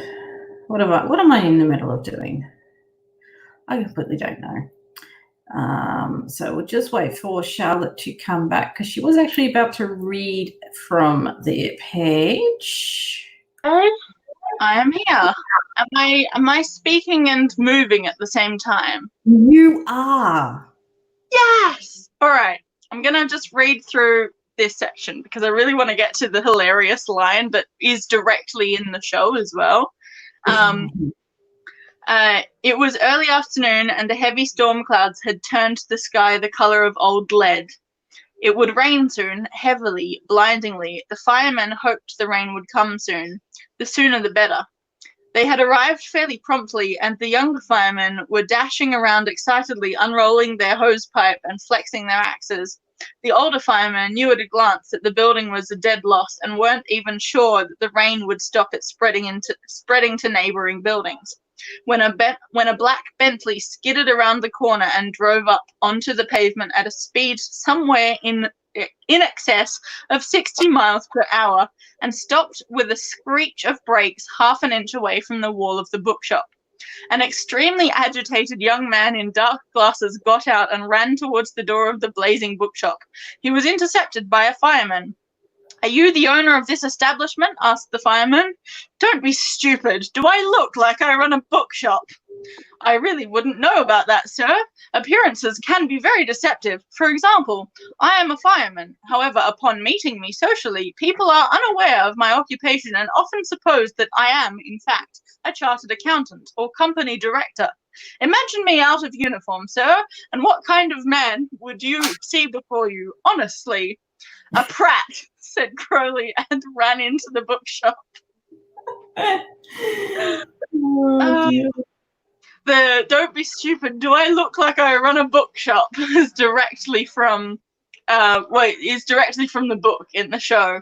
They cut out the firemen talking about, like, what sort of man do you reckon I am? I get mistaken for a chartered accountant. Chartered accountancy is a running gag in British comedy from this era. In Terry Pratchett and Neil Gaiman stuff, and in Monty Python as well. Monty Python wrote a whole song about chartered accountancy, and it's hilarious. What is it? It's like, it's fun to charter an accountant and sail the wide accountancy to find, explore the funds offshore and skirt the shoals of bankruptcy. It can be manly and insurance will up your premiums semi-annually. It's all tax deductible. We're fairly incorruptible. We're sailing on the wide accountancy. I don't remember half of that song, but I did enjoy that one. I've got like an album of Monty Python songs somewhere, so I know most of them.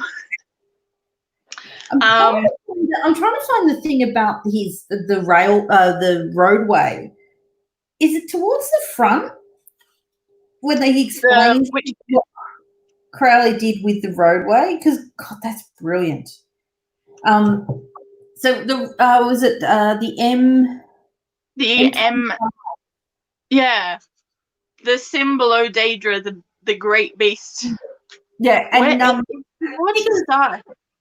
Was it Emily? You have the book, I think, Emily, with the illustrated book, which has it on the cover.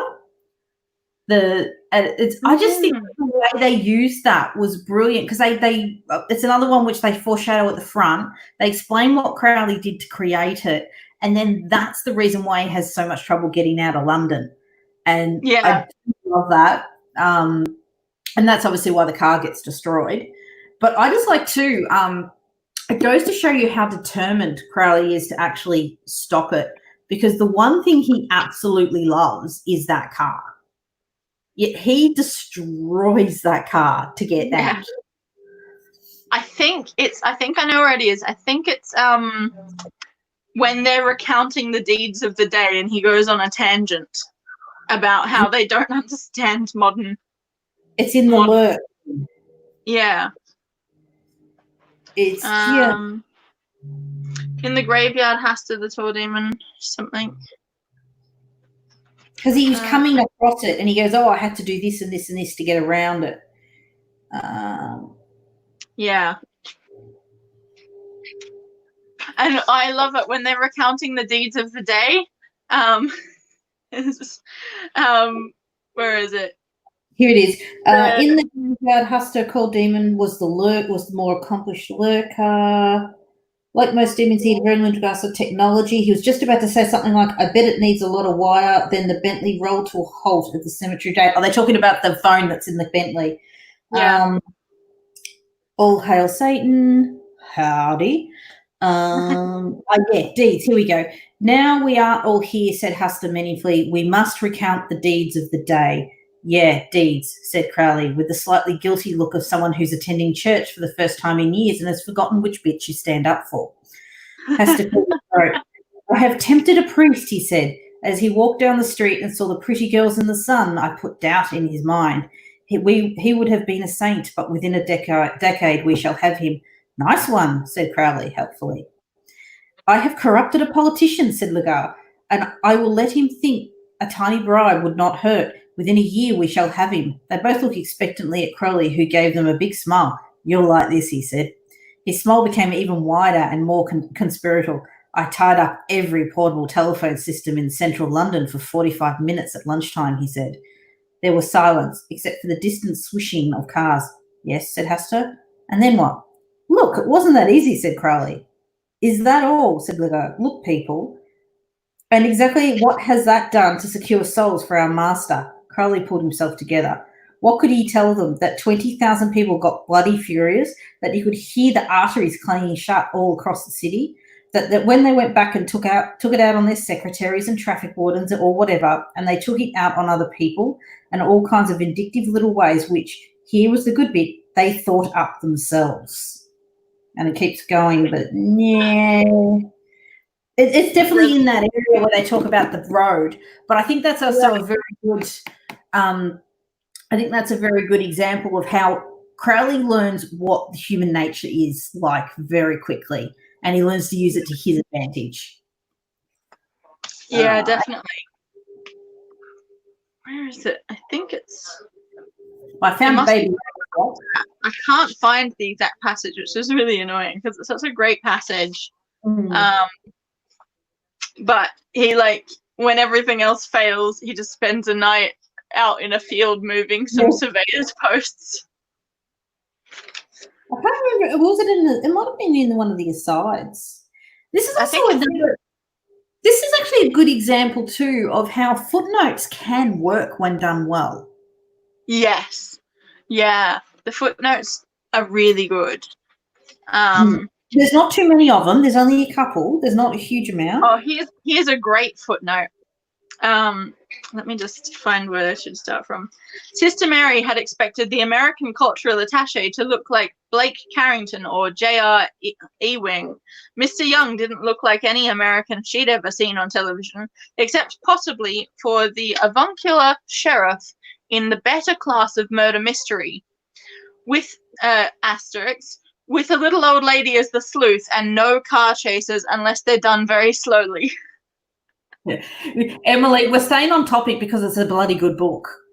Yeah. I found it. Here we go. I found it. Many phenomena, wars, plagues, sudden audits have been advanced as evidence of the hidden hand of Satan in the affairs of men.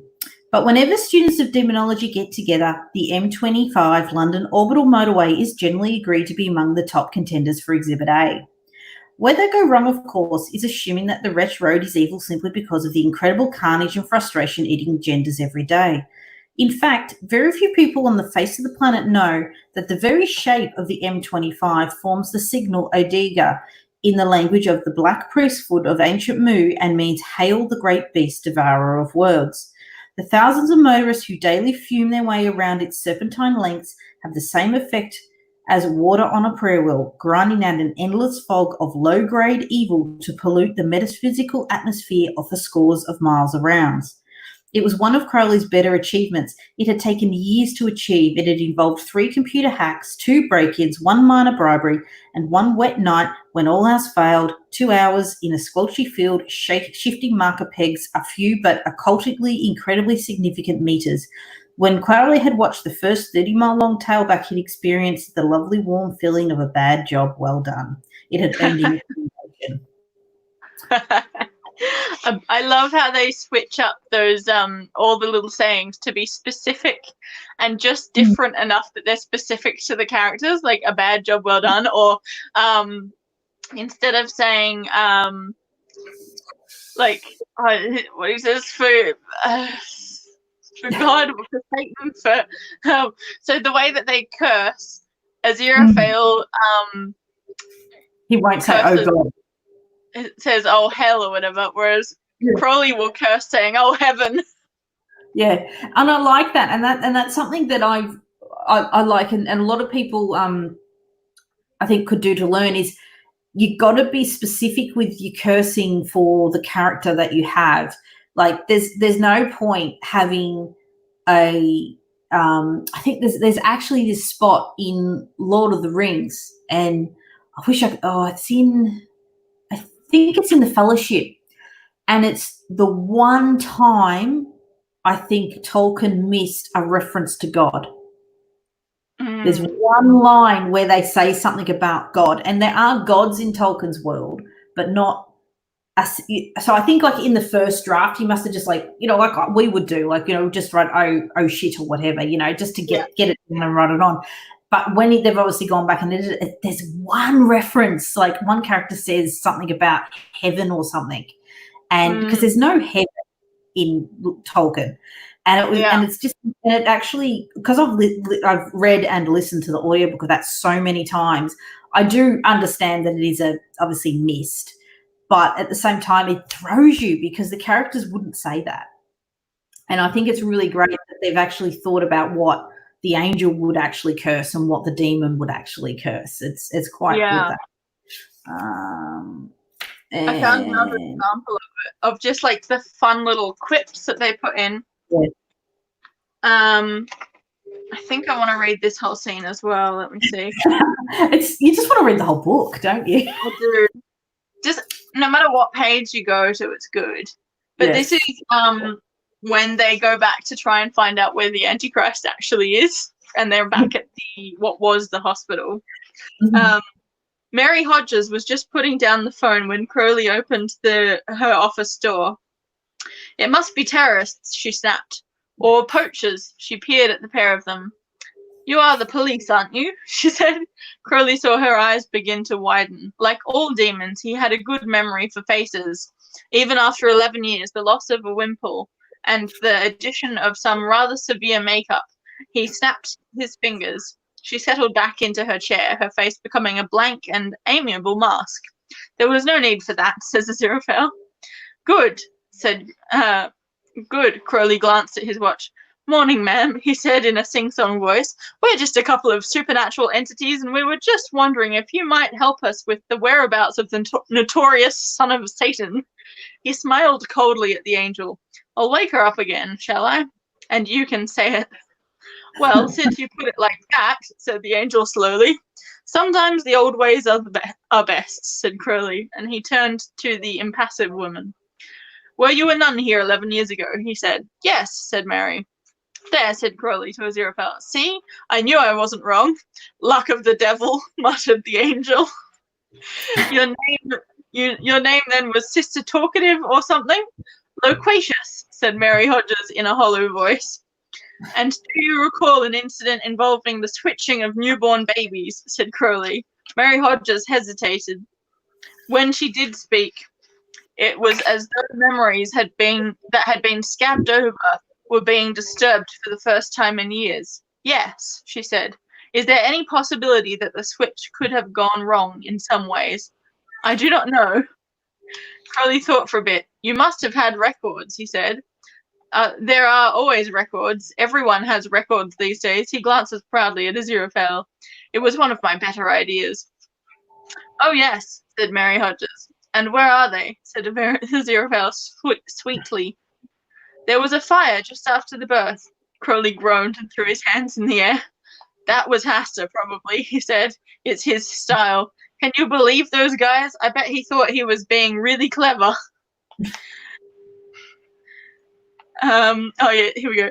"Do you recall any details about the other child?" said Aziraphale. "Yes, please tell me." "He had lovely little toesy woesies." "Oh. And he was very sweet," said Mary Hodges wistfully.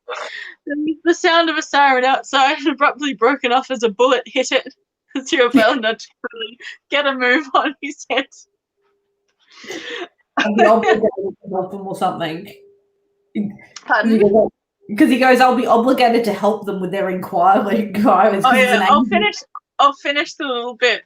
"Get a move on," he said. "We're going to be knee-deep in police at any moment, and I will of course be morally obliged to assist them in their inquiries." He thought for a moment.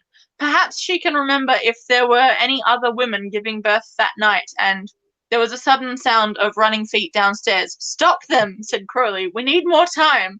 Any more miracles and we'll really start getting noticed by up there," said Aziraphale.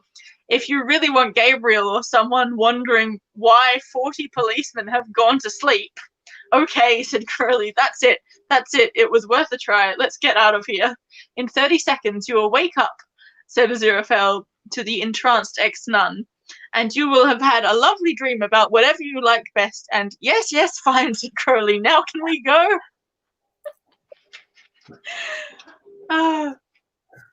There's several like brilliant lines in there that just show so many layers. Like the he had lovely little toesy woesies.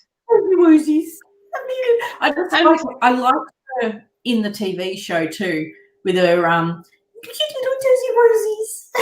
Yeah, he had lovely little toesy woesies. I like how she discovers. Okay, I like how she discovers business. Yes, that passage. I think it's like one of the ones before, or maybe it's it's before. That was one of the best. The contingent from financial planning were laying flat on faces and being. replaces the knitting and the relationship magazines with accountancy and management and stuff. And yeah. Oh man, it's I'm trying to find it, but it's such a good tangent. Yeah. To just and like every character that you suddenly pop into the relevance of them, you get that little introduction sort of tangent, which is if it's not done well, it can really pull you out. But the way that they do it in this is so expertly done that it's brilliant and just develops all of the characters, even if it's just in like a sentence, like a golden haired football or something. It pulls you in, and when you get like a deeper introduction, it's hilarious and brilliant. Well, I love the line. I found two bits here. So you start with your line, and I've got two bits here. Say, of that passage I just read, the one that I was originally caught my eye was when Aziraphale says "luck of the devil" in response to Crowley being like, "See, I knew." And then there's also the next one over. There was one, I think it was, I'll be morally obliged to assist them with their inquiries, and if you want, if you want Gabriel or someone wondering why 40 policemen have gone to sleep. That's the only mention I think that we get of Gabriel in the book. Yes, whereas in the show, in the show, he's a much bigger part of it. I think they made the decision to use Gabriel because a lot of people know the name of him as an archangel when they might not necessarily know the Megalodon. Yeah, and they also had John Hamm, so I mean, why wouldn't you? Hello, brilliant pick. Brilliant. But I found two bits which we've been talking about earlier. The fact the only things in the flat Clory devoted any personal attention to were the houseplants. They were huge and green and glorious with shiny, healthy, lustrous leaves.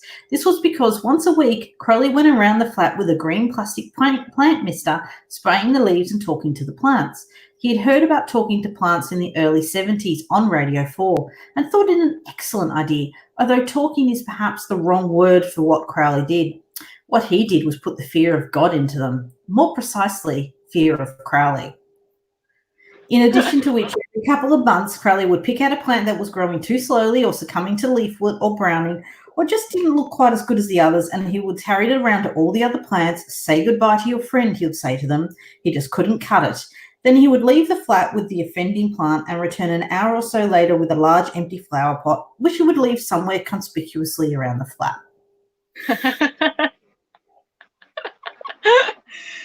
They did that so well in the show as well, where he just walks around with the pot and says, "Say goodbye to your friend."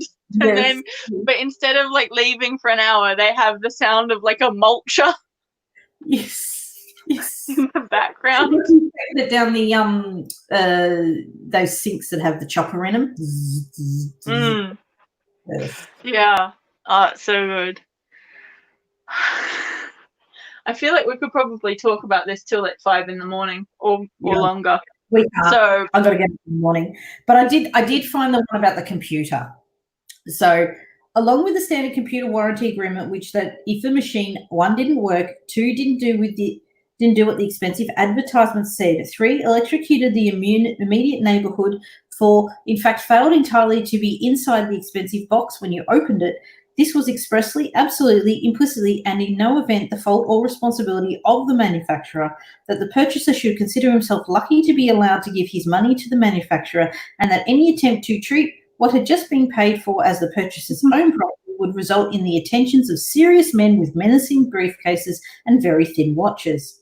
Crowley had been really impressed with the warranties offered by the computer industry and had in fact sent a bundle below to the department that drew up the immortal soul agreements with a yellow memo form attached just saying, "Learn, guys." Yes, it's a good joke, but at the same time, it shows that Crowley has literally been learning from humans how to be a bastard.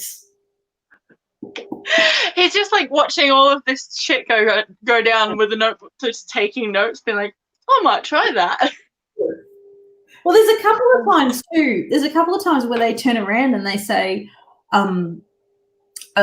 they reference some sort of disaster or something, and one of them goes, I thought that was you guys, and the other goes, no, I thought that was you guys. The traffic wardens. The traffic wardens. It's like, the traffic wardens, yours or mine? It's like, I thought they were yours. No, I thought they were yours. And when they're driving away, and the traffic warden. Oh, you got it again.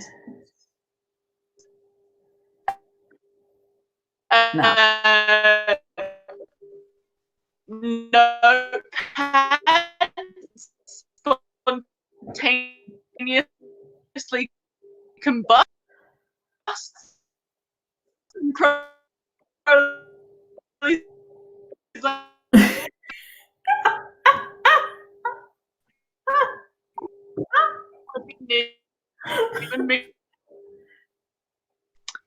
All right, I'll be back. Back. All I heard then was clipboard spontaneously combust, I think it was.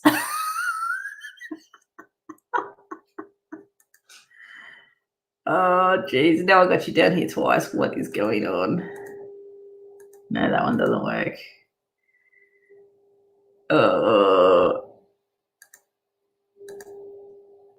Oh, she's let me. Are you back?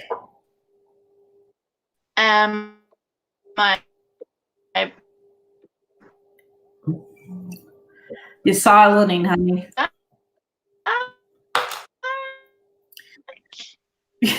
No, I'm not back yet. Still loading. Am I loading? I don't know. I can't. Oh dear. Come on, internet, you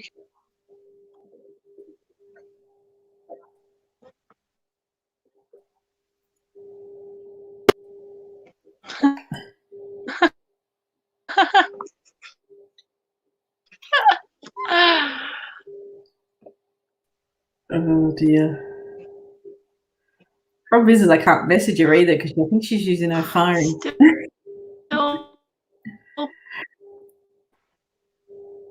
Yes. Reload. I'm going to use Rose one. I can't tell. Oh, going in and out. It's going in and out. Let me. I don't know. I don't know. No. Oh no. I can't hear or see Renee. She's. I think her phone just cut, so we'll give it another couple of minutes. We'll see how she goes.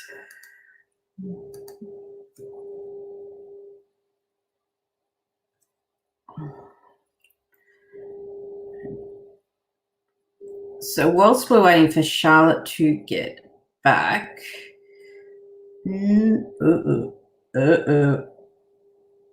what have I done? Did I just purl when I should have knitted? No, we're good.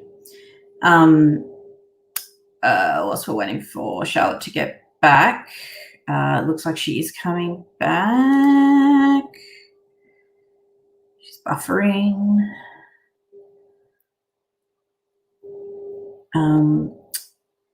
Hopefully she'll be able to get back on in a minute.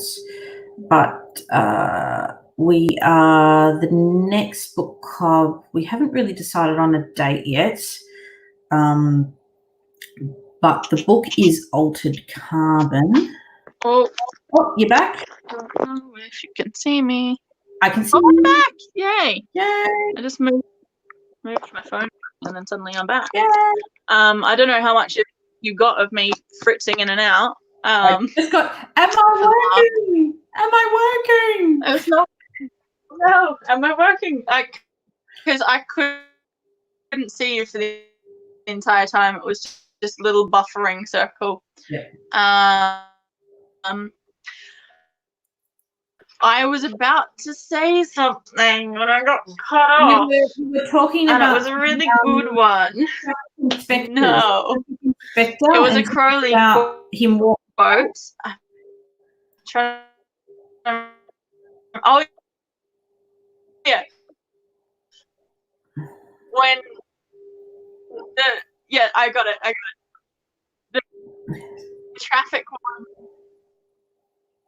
Oh no, you're gone again, honey. The traffic warden's notebook spontaneously combusts, and Crowley says something like, "Oh, I do. I'm afraid." Still hear me, or is it just the? Oh dear! Oh dear! Oh dear! Oh dear! Live chat. That's right. Okay. Am I back? Back. Yeah, you're back. Not back, am I? I'm back. You are back. Am I fritzing? You're a bit delayed by the looks of it. Hang on, let me just try to. Oh, did that help? work? I don't know. Is there a delay now? Yeah, there's a bit of a delay. Get down. Okay. Sorry, just telling off the fur child. That's all right. Well, maybe we should wrap this up now, hopefully. I don't know how well it's working. Yep, just 2 seconds. Am I still lagging? No, you're sort of fading in and out. But yeah, I was just talking about the next book club, how we decided on Altered Carbon. Yes. But we haven't actually picked a date. So, sorry. We'll say in about a month, maybe. Considering I was so close to not finishing this before today. If I can find an audiobook, I'm fine. Yeah, other than that. But yeah, let's say in a month, so around the weekend of the 20-something of June, I guess. Yeah. Friday's the 19th. And we'll make sure I'm home with Wi-Fi post. Yeah. But it'll be on on Charlotte's channel if she's got, as long as she's got enough 19. That could work. Yeah. As long as you got enough StreamYard hours, it'll be over on your channel.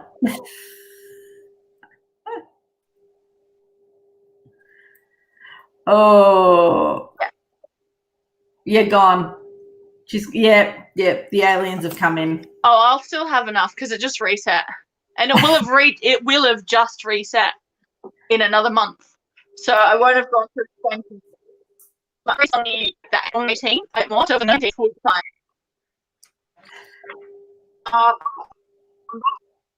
No. All right.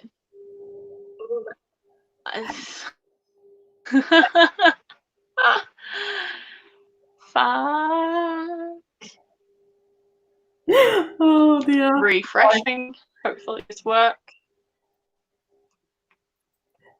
So I'm tired enough that I can't respond well. I'm just laughing. It's weird because it's normal for me, but I don't know when it's not working properly. Yeah. And I'm guessing it's really, really slow and fritzy at the moment.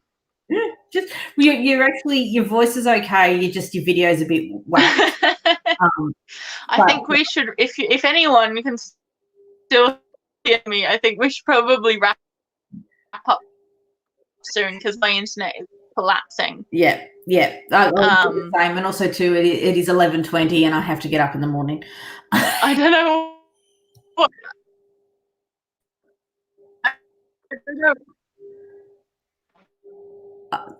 She's gone. Okay, guys, I think we'll call this a night. We didn't really get to chat too much about the end of the book, but oh, she's coming back. Hang on. All right. Why you're back? I'm back. I've taken my phone off the tripod, so I'm just holding it at the moment. Okay. I think the slight position change may have helped with the signal, maybe. I don't know. I may drop out at any second. Or your phone might have been getting hot. It doesn't feel... Oh, wait. Yeah, it does feel a little warm. Yeah, that could be it. Yeah. I don't know. I think we should probably wrap up now soon. I've said this about 3 times. I'm not sure whether you could hear me, though. Yeah, we'll talk. I'm mentioning the same thing. So what we'll do is we'll geez, sorry, my brain. It's been a long couple of days. We've got new toothies, so we've been okay, so final thoughts on Good Omens. Final thoughts. Everyone should read it. If you struggle reading, look up the audiobook while it's on YouTube and listen to it, because even though I didn't really like the person who's reading it, some of his voices were a bit annoying, it's still like understandable and a really easy way to get through the whole book quickly. Everyone should also watch the show if you can. It is excellent. And it doesn't matter to me. I don't think it matters which you watch first, because the show is so well adapted that you will get stuff out of either one after watching or reading one. So I watched the show first and then read the book, and I got cool stuff out of the book that wasn't in the show. And watching the show, you get cool stuff out of the show that's not in the book. So there's nice sort of crossover. Yes. Now, I agree with that. I forced myself to read the book again before I watched the show, because I was looking so forward to the show. I wanted to read the book again, and I went that way as well. But I think, and the ending of the TV series is, I think it's got something to do with the fact that Neil Gaiman was involved. I reckon it's better. I actually do reckon it is better. I actually agree on that. I love the we've gone this long without spoiling it, so I'm not going to spoil the ending, but the ending adds in some scenes that weren't in the book, and it wraps up a few more things that weren't wrapped up in the book as like they were mentioned as like a possibility. But it really wraps up those elements, and it wraps them up so well, and we get some brilliant comedy, and you get some brilliant like last minute high stakes as well, and it's so well done, and it's one of my favorite like bits of the whole show. That and the time skip through history is brilliant, which they imply about in the book, but they don't actually show it when they really show it in the TV series, and I think that's brilliant. I love the bit in Rome. Yes, the bit in Rome is great. I love the crucifixion. Ironically, the music that plays under the crucifixion is one of my favorite tracks from the entire soundtrack. And it's the only track that is, well, it's not the only track, but it's one of the most distinguishable tracks of music once you know it. And it's on my playlist for Project Space. But it's so good, and it's got a different sort of tone to the it's slightly different sort of theme to the rest of it. A bit melancholy, really. From memory. Yeah, it's really melancholic music. Yeah. And the soundtrack is by David Arnold and Tori Amos, so it's brilliant. Like I love Tori. Yeah. David Arnold is, in my opinion, one of the best musical, what do you call it? Best soundtrack composers for like TV and movies. He did the BBC Sherlock music as well. He did the Dawn Treader music, I think, as well. Bunch of different soundtracks. Brilliant. Tori Amos, of course, anyway, as well. Tori Amos, you just can't. You can't not love it. But I really like that ending. I think it was more satisfying. I think it was. It's okay. The ending in the book is good, but the TV series, as you're saying, it had a better denouement. It just wrapped up some of those, tied up those loose ends just that little bit better, and just sort of gave you that. because we know there's not going to be another book, there's not going to be another TV show. Laurel just hi. We're actually wrapping up, Laurel, but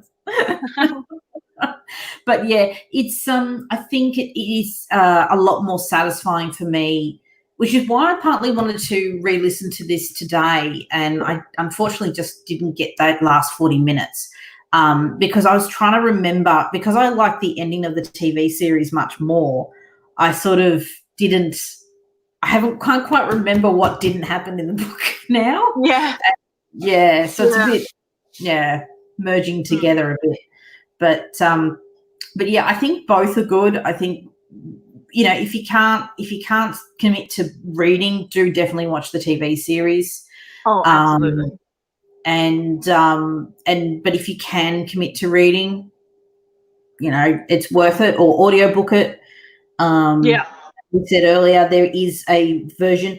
See, I'm not a fan of funny voices. I just think if you're going to read an audiobook, just read it. Just read it in a nice, pleasant voice. I don't necessarily mind the voices. It's just I didn't like some of the voices that he put on. I really didn't like some of those voices. I really didn't like his Crowley voice. I was like, you're making him sound really weird. Yes. And yeah, some of his other characters sounded weird. But yeah, like it's a decent version. I really want to hear a version narrated by Neil Gaiman, to be honest. Oh, yes. His reading voice is great. He's just got that lovely calm. Yeah. See, they're the type of audiobooks I really like is when you're not trying to come up with, and he's not like this, and he's not like this. It's just a nice, pleasant, you know, and it goes up a little bit in the high action scenes, down a little bit in the soft scenes, you know, but it doesn't have to be, you know, because obviously, okay, this is a bit about craft, and I won't rant too long, is as far as I'm concerned, you know, the old trick where if you're worried about dialogue, you should just take out your tags and see if you've got distinct voices. Yeah. That, to me, should work spoken as well as written. You don't need to have different voices. You should be able to just effectively, if you're reading it to your child or to another person, and then the different characters should be able to be different based on the dialogue and things like that. Yes, and I'm very tired and I'm probably not saying that very well, but I did have that issue with his voice, but it was still listenable. It wasn't. I think that's the thing. It was listenable. It didn't quite have the Neil Gaiman reading quality that I would have liked, but it was still really like it wasn't like listening to Stephen Fry read The Hobbit. I mean, that is just a mark of genius. I haven't heard that one, but I'm sure it's good. It's brilliant. It is brilliant. And when he pops up in the movies, you're just like, Stephen Fry. Easter eggs. Yeah, and so it is unfortunate, but oh god, if Neil Gaiman, maybe if they have an anniversary, that would be nice. No, the anniversary, 20 years. So but and I also listened to the other day. There's like a radio show version, an audiobook as well, which I didn't as much, like, because I was trying to read the book and I was like, this is not helping me. This is basically just the show but in radio version. I need the actual descriptions from the book, but it is good.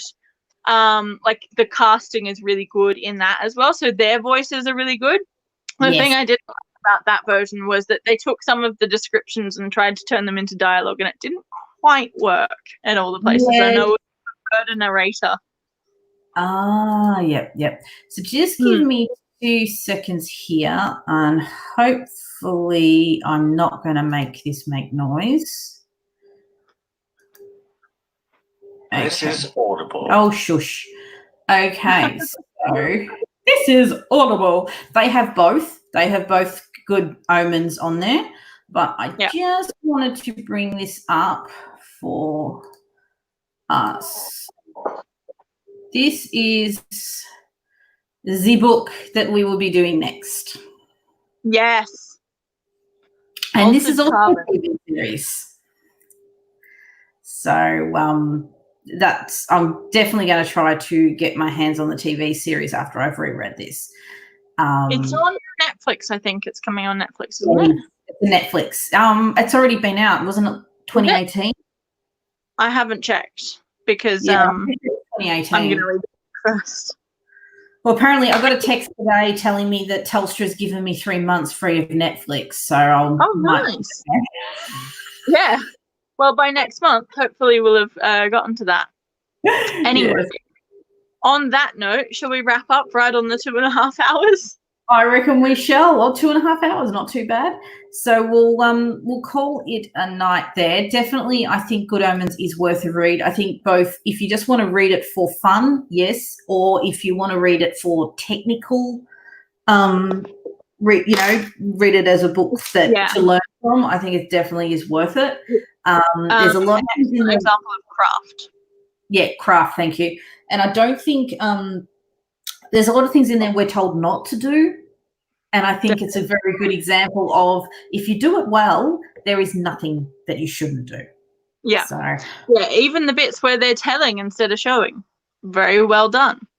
Exactly. And they just do it well. And they've got footnotes and they've got asides and they've got not quite direct from writer, was it inserts, but they don't quite have inserts, but there are some points where you might go, that's close to an insert. But it's definitely a lesson in the craft, I think. Yeah, absolutely. Okay, so in another month's time, we will be over on your channel and we will be chatting about Takeshi Kovacs. Yes. If I got his name. Carbon. Okay, guys, have a good night and thanks for popping by.